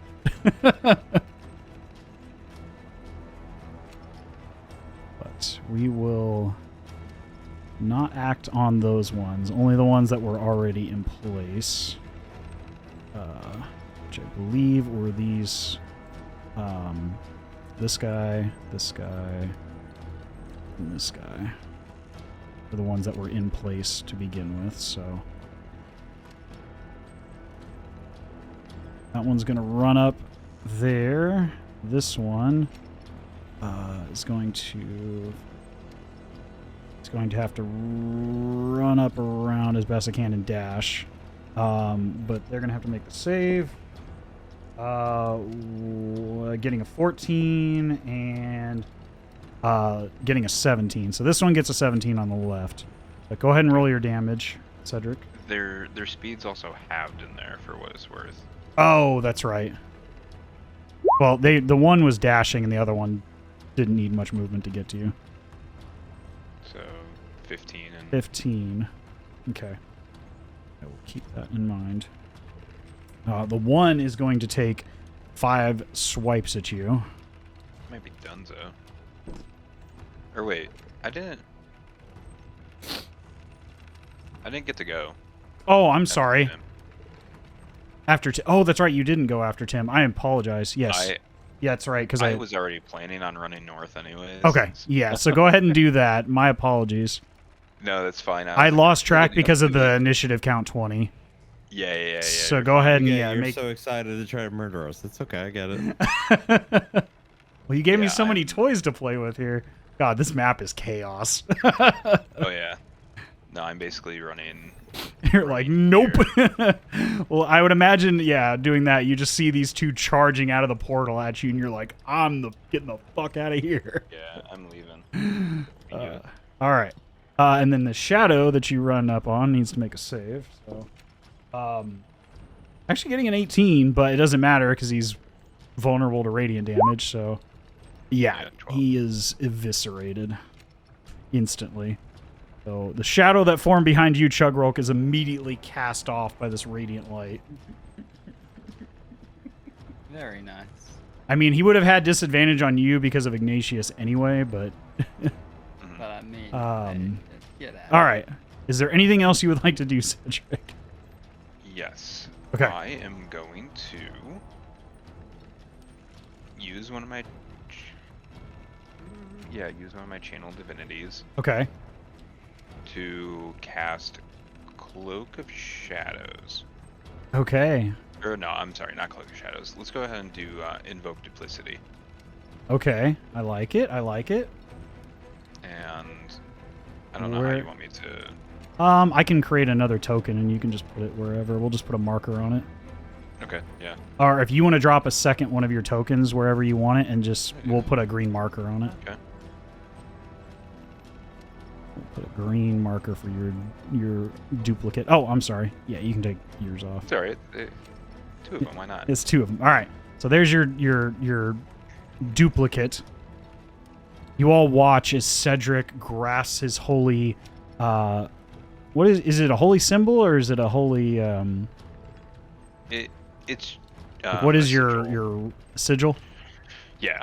He grasps his holy sigil, and all of a sudden, this, like before, this shadow erupts out of the ground as it jets off of his own shadow. But unlike the creature that was formed around him initially, this one takes a more corporeal form, a duplicate that seems to almost act in unison, and yet at the same time not.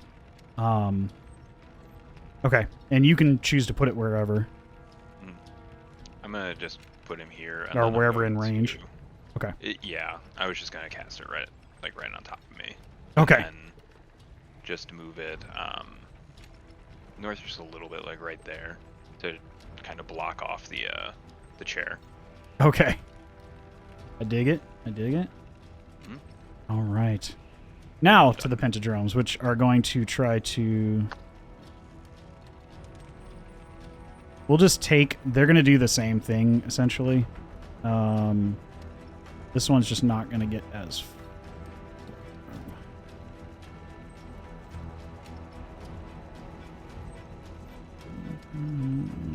Right there is where he can get to, having to go around everything. The one is still going to take the damage, so we've already resolved that. And then I think that was all the ones. Yeah, that was all the ones I think that were summoned prior to the last portal opening. So with that said, we're on to Chugrulk. But you probably have to go. Yeah, getting that way actually. Well, let's try to get through the rest of this initiative round. There's one chair remaining. That is pretty, yeah, okay. Where am I? You were I am- right beside Yeah, Cedric right in there. the yeah. Sorry, I was working my way to You the have a thing, but I pentadrome couldn't- staring you yeah. down, about to strike at you. Sure, that might have been the case. I think you all know what's about to happen. Okay. Let's see it. Now, Also, give me a Uh, D20 roll to see what your companion does. oh yes, that's what I was going to ask. Oof. He sees Yeah. this giant pentadrone and cowers between your feet again, He's weird. leaking a little bit of Okay. oil. All right, I'm gonna leave that one as the 25. Okay.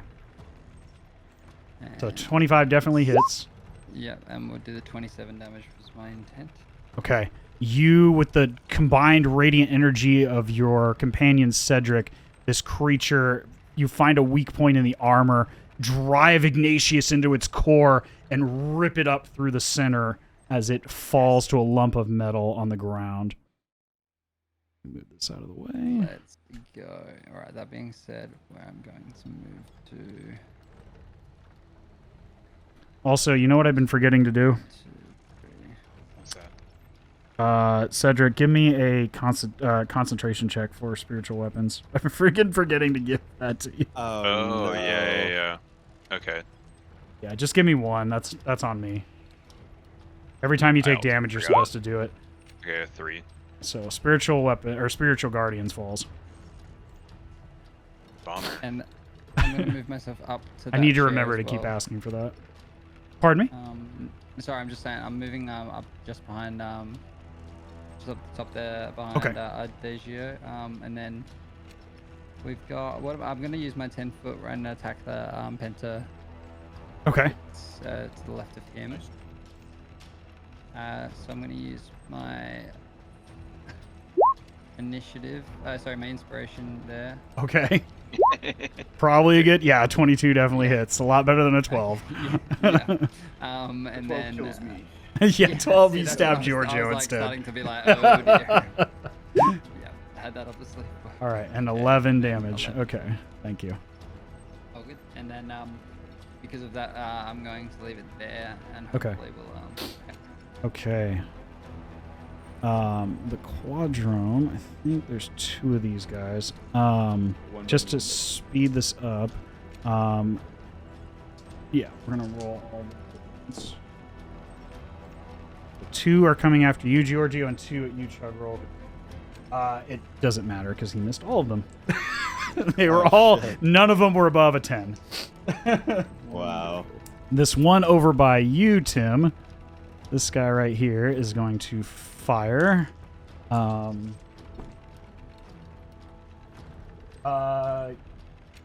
Getting 1 crit of those 4. So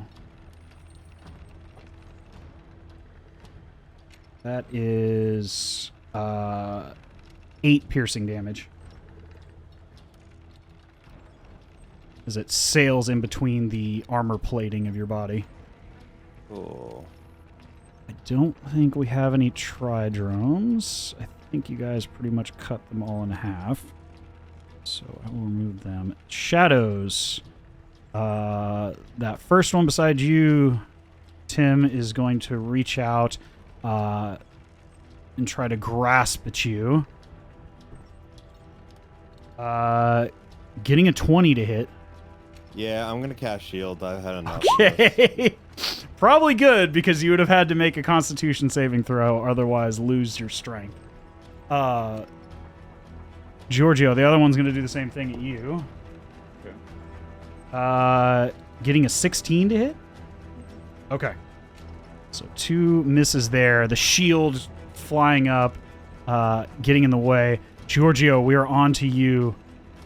The last remaining chair at directly beside you. I'll match some keys again. This is going to be an 11. Unfortunately, the 11, you begin to hear static in your mind.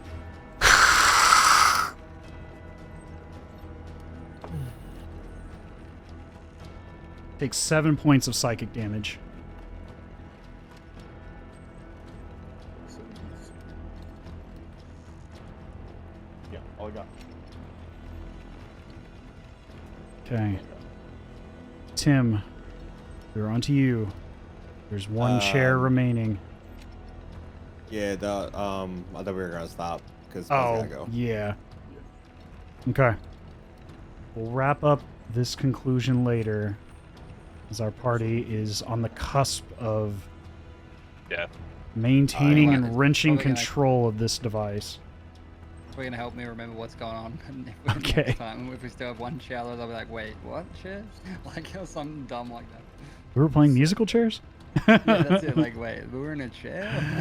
But yes, we will come back to that next time. I know that was a lengthy combat and puzzle solving segment there.